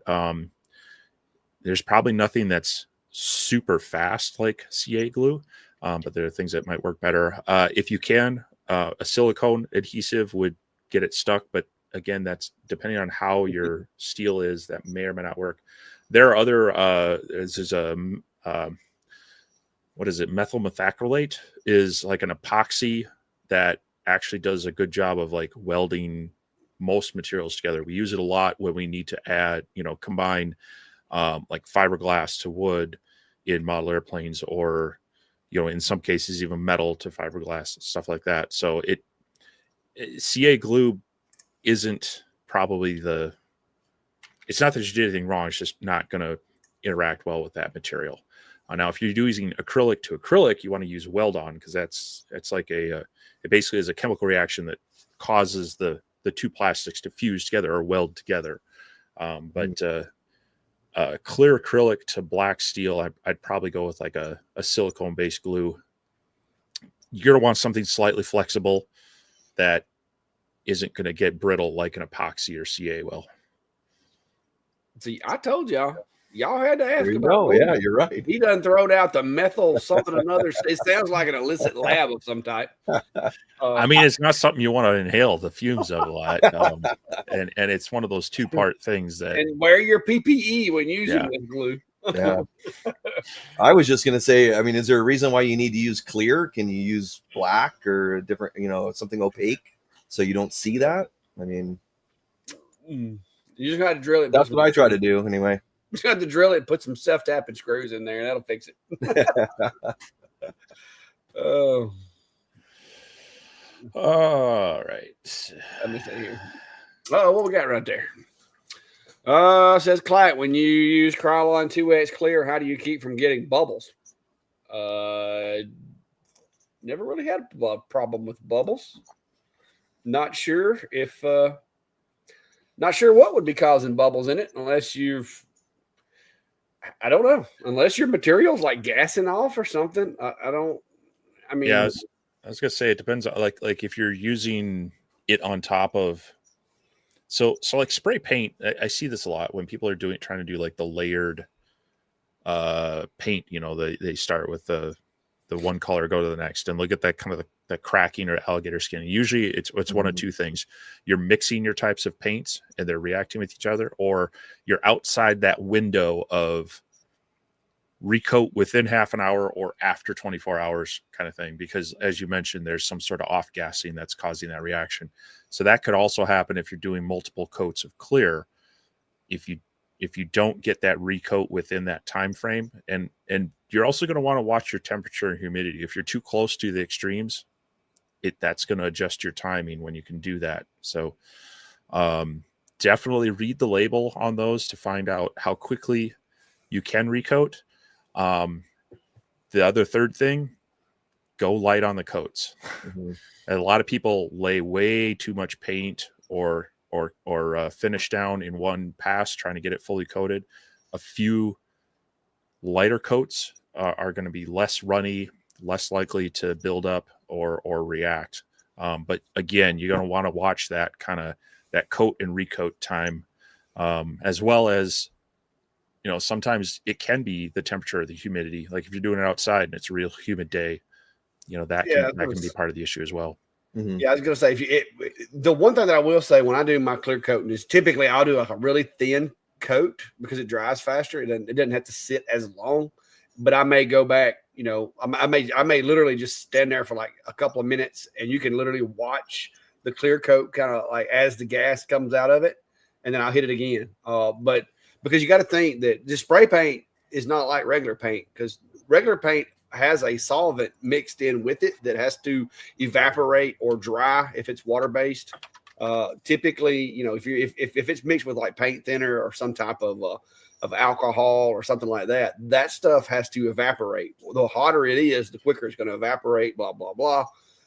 So yeah, I think maybe you're letting it get a little tacky, but it's still releasing some of those gases, and then you're putting that other layer, and it's drying really fast, and it's making like almost like cellophane layer as it hits, and then it's bubbling up from the gas off of the first layer. I don't know. I haven't really had a problem with that, but it may just be my technique and the temperature here or whatever. The other thing too is pay attention to the distance that they want from your object. Another thing I've seen people do, and this happened a lot in the model airplane world, is you might have a foam safe paint, but the propellant in aerosol, sometimes that will react with the surface of the material as well. So, you know, they say, you know, 12 inches away, try to be that 12 inches away. It helps to allow that propellant to dissipate as well and not interact with the paint or the surface material. Yeah, spray paint is a fickle thing. Now, I will say this.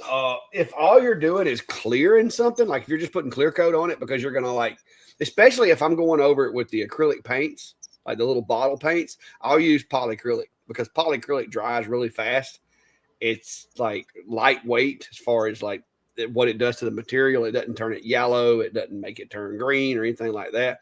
And putting polyacrylic down and then going over it with acrylic paint is better, in my opinion, than using spray paint and then going over it with acrylic paint. It seems to work better with the polyacrylic using the acrylic paints on top of it. To me, it may just be, you know, the sugar peel effect or something, but to me, I like the results better. Mm-hmm.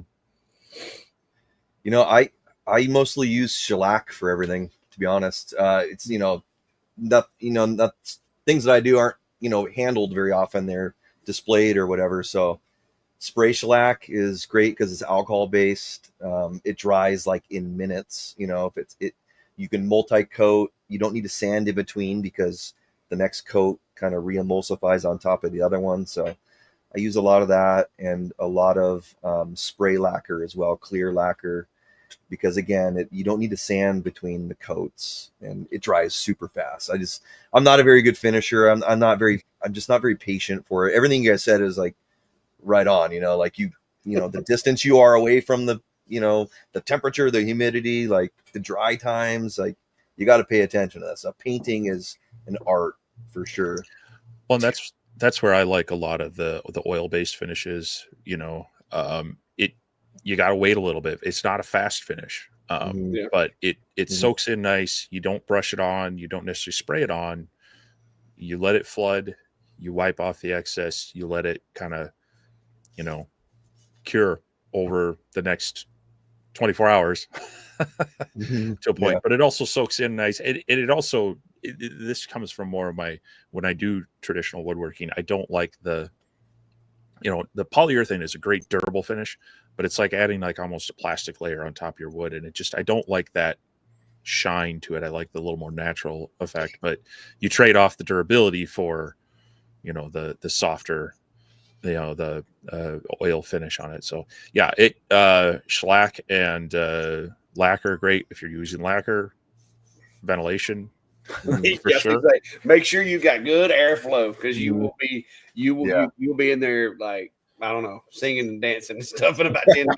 You're gonna watch it. But yeah, it's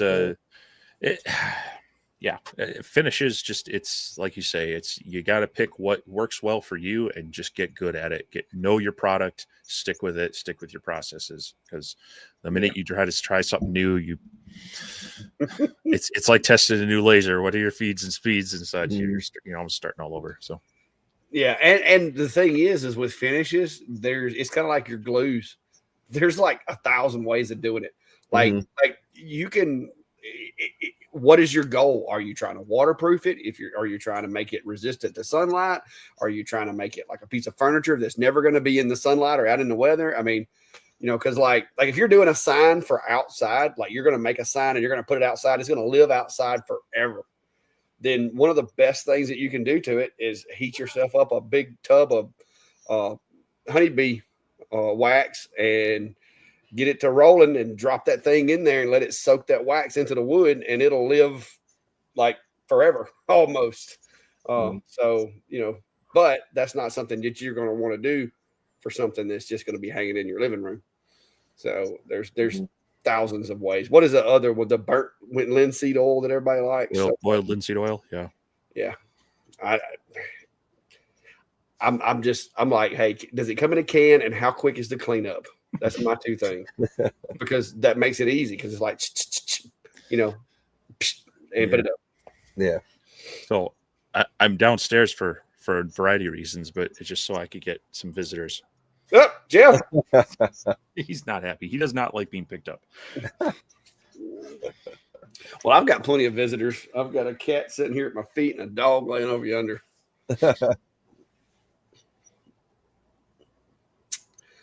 All right. What else we got? It is hour and 47 minutes, so we're down to about 15 minutes left. So you guys, if you got them, post them. My wife cooked me a great meal earlier, but it just gave me heartburn because she had some sausage cooked on the grill. It was good, but Tom's is working overtime. There goes Jeff's tail. Yeah, I'm surprised he's not trilling into the microphone. He's just rubbing up on it. I do need my mouse, Kitty. Thank you. But yeah, Steve's fetish with glues is starting to rub off on me a little bit, because sometimes he'll mention a glue and I'm like, that sounds like it would work pretty good. So my glue shelf used to be like a corner of a shelf. It is actually taking up a whole shelf now. I've had to move my biscuits because I've got the tubs of biscuits up there, and I'm having to move them over and like stack them and stuff. Yeah, I mean, it's having the right tool for the job, And when you go to events, a lot of times too, you have these booths and they have those little test tubes of like take it home tester bottles of glue. You got to watch Steve. He's like he treats it like it's like motel bathroom soap or something. he's like, let's go back to that booth where they had the glue at. Hey, I will say that worked, because you remember at Workbench Con, Walrus Oil gave us some of this lip balm. I've had to buy more of it.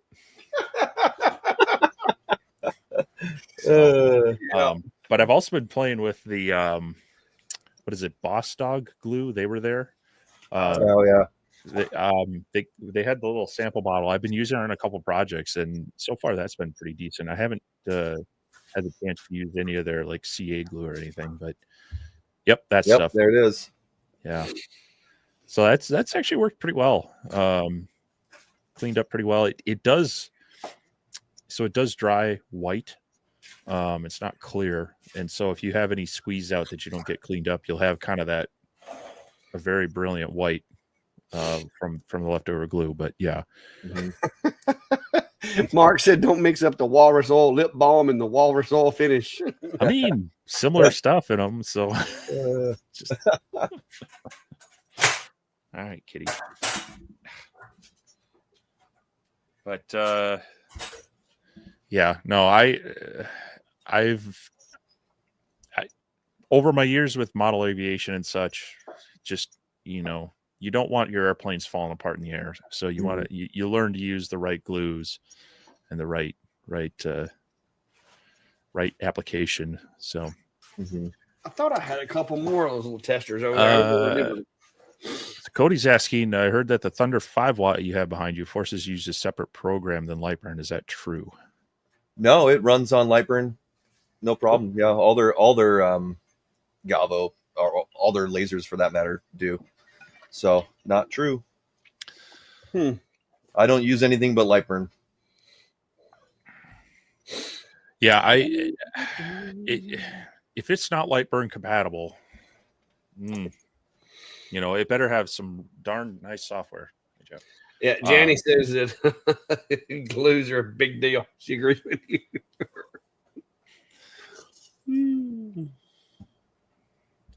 Yeah, I know Cody's been itching for a fiber to mark stuff with. Cody, I've been threatening my wife. I've been telling her, I'm like, we need to make a trip down that way since, it's hard for me to ship other things. Well, it's not hard to ship. It's hard to repackage some of these. Is the problem. Yeah. Well, it's hard to repackage these in a way that they're not going to get damaged if you don't have all the original stuff. So,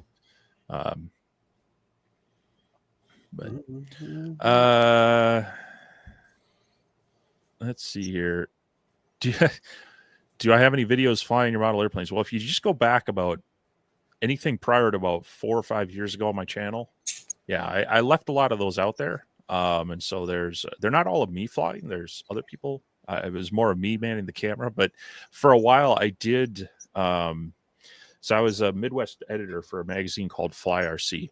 And so similar to reviewing lasers, we would get model airplanes and radios and other things like that. As a matter of fact, there was a machine called a foam casualty machine that was a CNC hot wire, and then it would rotate around and have a mill. So that was another thing. So yeah, if you go back far enough and look, there are some videos of some of my review projects on there. It's a much younger me, but yeah, there's definitely some videos out there for that. But so go give some of my old videos some watch time. Yeah. Yep. Eli said, if you guys were starting your business over tomorrow, what 2 machines would you buy first, and which social media would you start to grow your business? For me, that would be a no-brainer. Well, when you say which machine would you buy first, you would assume that I had enough money already to buy that. That's different than what I would probably have to buy affordability-wise. But like if I had to get rid of all the machines in this shop currently, except for, let's say I could only keep 2, looking at the money that I make and the jobs that I do and bring in money into the shop, I would keep of course, my X40's got to stay because that's what I do. That's my cash cow because of the 30-something inch work area. I've got to have that. And so the X40 would stay. And as far as paying jobs, I'd have to say the Com Marker, the Omni 1 would be the other one that I would keep. And then I could take those 2 machines and make enough money to buy others or expand. Because that's the bulk of the jobs that I've done this year. I didn't always, but I could have done most of them with those 2 machines, with the exception of the acrylic stuff that I've done. I could cut the acrylic on the Omni. It would just be really slow, but I could have done it, and I could have engraved the clear acrylic stuff that I've done. But yeah, that would be the 2 machines I would, if I had to like dump all of them and keep 2, that would be the 2 that I would keep because of what I use to make money. Not because they're the coolest, fastest, or most efficient, but because the jobs that I have, that's the machines that I need to be able to do them. So, what would y'all say? That's a tough one. Yeah, 2. It's hard to pick. I think I would go with a UV. So I would go with the Com Marker for the price point that's at right now. Is pretty insane. I mean, UVs have come down quite a bit, and for what that thing can do and the price that it is, I think it's a great deal. And I would have to say also the bolt. If I had one bolt, just the original bolt, CO2 RF tube, plus a galvo, UV laser, I think I'd be able to do almost everything with that, within size limitations. And of course, I don't really have a lot of products that are that big that fit outside of that bolt, landscape. So that's what I would pick. Yeah. I'm going to go a slightly different direction. Based on the materials and the items that I work with, I would say I would stick with like a 60 watt CO2, similar, kind of like you're saying with the bolt. But I haven't had that one exactly, but I'd probably jump back to about the size of my original CO2, that 27-inch by about 18-inch CO2, because that's going to allow me to do the acrylics. It's going to do wood. I can do glass, not necessarily as well as I can with the UV, but it's going to let me do all those. And I'm going to stick with still having a CNC machine as well.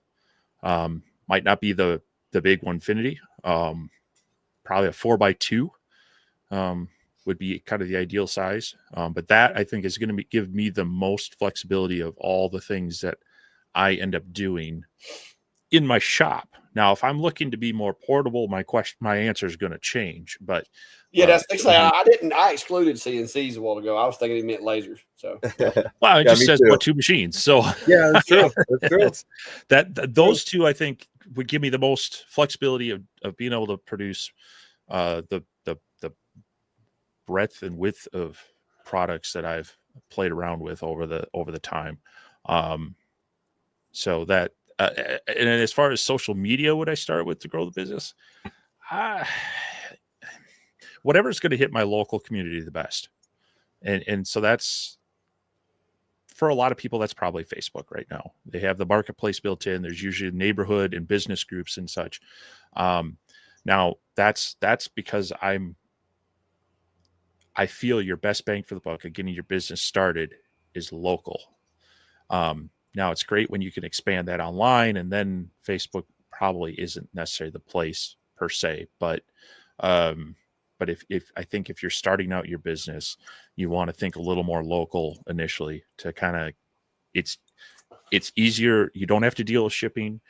If there's issues, the customer has an issue, it's easier to fix because you're usually handing the product off. They can give better direction and or say, oh, can we change this without that whole shipping thing? And plus it's harder for them to get as upset and just blast you when it's more personal, as opposed to you're just someone online that they found. So I would try to keep it local first. And so whatever social media gets you into your local market, that's where I would do. That's a good point. I was thinking Instagram for myself, and I was thinking of that mostly for like using that as a portfolio that you can show people and share with, what you're doing with others. I wasn't thinking of it as the local market. So I think I think Facebook is actually better now that you put it that way. And Instagram's gotten tough to grow on recently. Yeah, Instagram is great. I for the longest time, people were very active and engaged on it. It was I didn't feel there was a lot of judgment there. People were, it was the calmer place to be, but I think they've made it harder to grow out there recently. But yes, it's great. It's great from a portfolio standpoint, because you can just tell people, hey, go check out my Instagram feed. There's lots of photos and videos of what I can do. But I think as far as reaching people, I think Facebook's still where it's at. Yep. Yeah, Facebook's where I do the most of mine. I still like that's where I'm getting a lot of my jobs now. So yeah, I think my printer has jacked up in the house. God dang it! Oh yeah, it has. Yeah, Cody, trust me. I've even been there in August, and I think I would avoid Arizona at that time. But we get busy summer wise, and then with fall semester startup at the college, it's hard. So it would be like a September-ish thing. But if we could swing it Or, I mean, I got a lot of vacation time. If I got to like do a cannonball run down, see my dad, get out of there before I get everybody sick. I was fixing to say, I don't know that I would let him come back, Cody. He's going to make me like, either I'm going to have to wear the gas mask or he's going to greet me at the shop door in full PPE. He better run you to a decon tent before when you get off the plane, you come straight through decon. Yeah. Well, this time I won't be flying in an airplane tube and hanging out with 250,000 of my closest geek friends at CES before seeing him. So, yeah, I just got lucky that you didn't get me sick. Well, it's all that nothing lived in your sinuses that week with all the hot wings you were having. Yeah, he was making fun of me because everywhere I go, I try to find wings because everybody claims, "Oh, we got the hottest wings. You can't eat them." So everywhere we go, I ask them, I was like, "Hey, what's the hottest wings you got?" And they're like, "Oh, these here." And oh, they're so hot. And so I eat them, and it's just like disappointment. So, like, so far, the only foods that I can honestly say I have ever bitten into and was like, oh my gosh, somebody give me some milk. You know what I mean? Was I ate at a Jamaican restaurant one time in Florida. And I don't know what they put in that, but it was hot.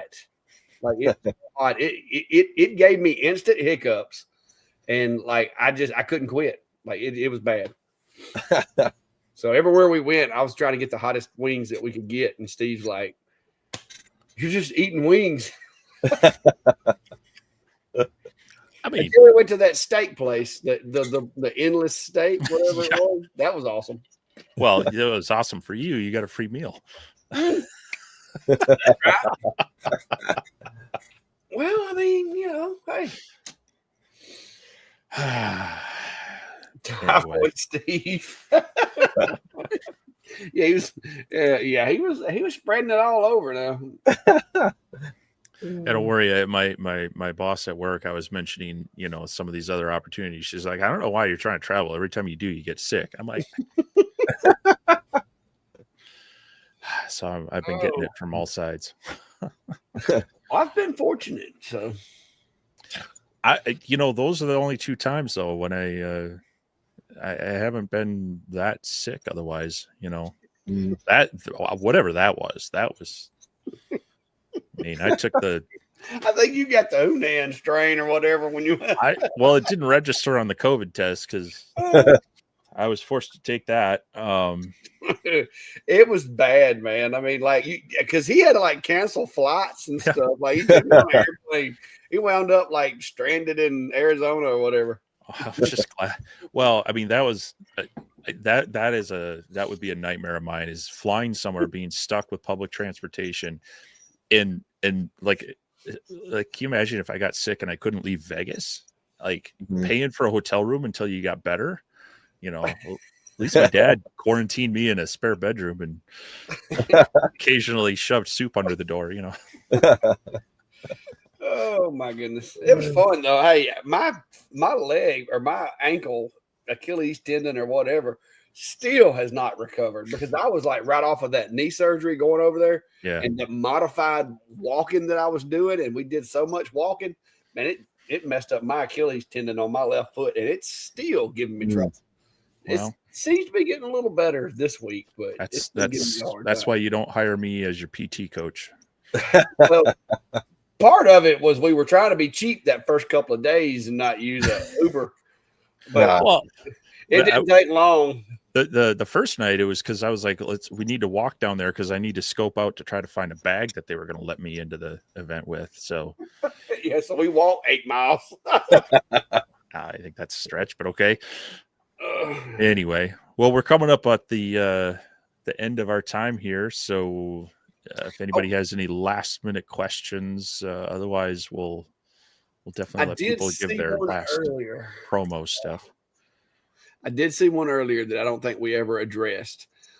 Someone was asking, I don't remember who it was, if we were planning on going to that LaserCon. And my answer to that one is no. I haven't. Reason being, I think that one's more geared towards the AP lasers. I don't have an AP laser. For what I do, I don't really see me getting an AP laser. They really like those things. If I were going to spend that much money on a machine, maybe, I don't know. But no, I'm not planning on going to that one. I am going to be looking for something for next year. Because this year we went to CES and went to Workbench Con, but Workbench Con is been put on hold. So I don't know what I'm going to go to, but I'm going to try to find me some kind of networking, laser, whatever customization related event to go to. I don't know what that's going to be, but I'm waiting to see what gets posted. We do have the meet and greet that I'm going to be doing. I'm going to be partnering with May in October doing that meet and greet, but that's here in Clanton. I'll be partnering with her, Cog Hill Farms, and a host of other channels from my area. So, but no, not going to be going to that laser one. So, yeah, there are a number of events that come up that I've been invited to, but yeah, I kind of hit it early like you this year. Some traveling there to Vegas and down to Workbench Con in Atlanta. Kind of taking a break maybe till I mean, we got some family stuff to do. I've got a possibility. There's a work, not laser stuff, but there may be a work conference that takes me down to the Nashville area conveniently right after Clack retires. So there might be an extension of that for a bit of or I could come to Nashville. Right. I've heard there's a laser company that makes lasers up there near Nashville. But yeah, I'll definitely keeping an eye out there, because part of it is it's fun getting to events where we can kind of get out and meet, people that watch the channels and interact with them. It's obviously fun to get out to events when we can learn some stuff, but also it is nice to be able to get out to events where you get to network with other creators, because that was one of the best things about both CES and Workbench Con was just kind of just poking the brains of other people of what's been working for them, and tips and tricks about just kind of not only the making and the creating and the business side of that, but also the content creation side for us. So yeah, what was that one that Jinmitsu wanted us to come to? Was that was a hardware, National Hardware or something? Yeah, there's that one. There's also what is it, AWFS is coming up in July in Vegas. That's another woodworking type one, but there's also a customization and sign making type. I've saw a lot of them end up being in Vegas, of course. Yeah, I mean, but they're set up for that kind of thing. I guess. Yeah, they are. I mean, I get that, but yeah, even for being in Central U.S., it's a bit of a schlep. to use a northern term. I guess we could get with like Kim and Garrett and them. I think they've been to all of the events. Them and a couple of the other ones I know have been to a lot of different stuff. But like I said, I wouldn't mind anything having to do with laser, CNC, or any kind of these machines. I wouldn't mind going. But we'll have to see. We'll have to see how it goes. But yeah, after retirement, I do plan on trying to get me a couple of things a year in different locations that I can go to. And I'll try to keep everybody updated on that, because as long as I don't go hungry during retirement, if I can't swing it, I can't swing it. I'll be here in Chilton County, Alabama. But we'll see. All right. Steve says not Steve. Brian says I come up there and visit him. He'll let me sleep on your couch. You have to fight the cats for it, but I'll throw a cot up for you somewhere. Yeah. All right, guys. Any last words from anybody? What you guys got going on? Any big announcements anybody needs to make? Steve, are you getting the Eufy Model 2 already? I mean, no. Like I said, that Kickstarter that goes for a couple more weeks. But it's definitely been fun. I'm excited to see other people get their printers. Like I said, I've been trying to work on a couple of more custom things that aren't like the typical throw stuff on a coaster and whatnot, and spark some interest there. Like I said, I've got a few other project-ish things coming out there will be a couple of machine type things coming out over the next few weeks. Can't talk about all of them yet, but as the NDA is released on those, we'll get those out there and chat about it. But I don't know. It's summer. It's busy. Trying to just fit everything in. Yeah. So, how about you, Brett? You know what? I'm going to have a very busy summer over here. As I said earlier, I've been moving stuff around, and I've got a brand new laser behind me. You can kind of see it a little bit right there. It's a 150 watt machine. So 150 watt. Quite large. Took a lot of planning to get that thing to fit in here. So I'm going to be doing some videos on that. And I've got a couple other small diode lasers that are going to be doing a couple videos on here in the next couple of weeks. And also, I'm getting into the UV printing world as well, with not with the UV or the UV make, but a different company. I can't say too much about it right now, but I am going to be starting down that journey. So I'm sure that rabbit hole is going to take me, quite far down that path. So it's going to take some learning, but I'm going to take people along with that as I'm, learning that aspect of making. So pretty excited about that. So going to be a busy summer. Cool. Very Yeah. good. Well, I've got some, like I said, I've got the little robots for the house coming soon. Those videos, I think I'm gonna put the bulk of it over on my other channel, because y'all know I'm trying to bring that thing up to get it monetized. And I'm thinking, because it's not technically a shop tool, I'm thinking it fits better over there. But I will cross share it, of course. So feel free to go watch that.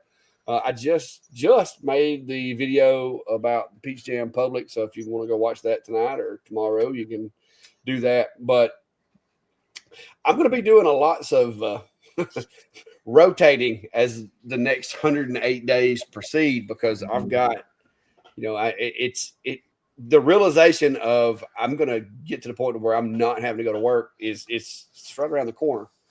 So I'm going to be pivoting and trying to get, enough stuff lined up to keep me busy, keep some money coming in to help pay my insurance and stuff. Because that's the one thing that I don't have, even though my retirement is a pension. So I'm going to be getting paid like the day I retire. It doesn't cover insurance. So I'm going to have to, the business is going to have to provide me with insurance.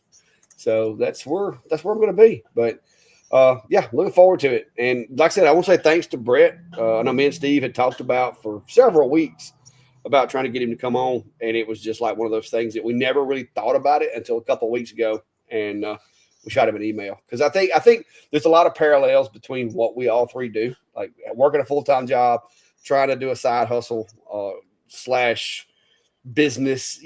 Basically you're running a business and working a full-time job at the same time. So it's a balancing act. And I think Brett brings another angle to look at it, because like I said, he's different than me and Steve, because his wife actually does the business full-time already. So there's that dynamic. So I think there's some, if you have questions about that kind of stuff, he can probably answer it in some of his videos. So be sure to go check out his content and everything.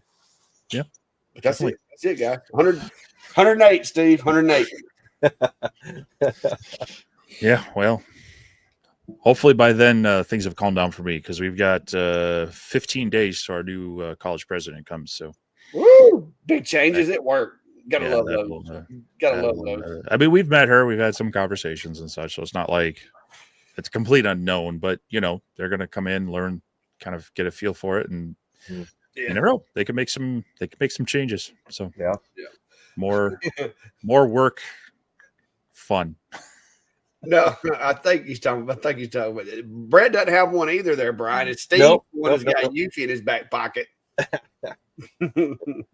Y'all guys be good. Yeah, there it is. There it is right there. The Yuffie. Yeah. Golden child over there. All right, guys. Y'all be good. We'll see y'all. Thank you very much.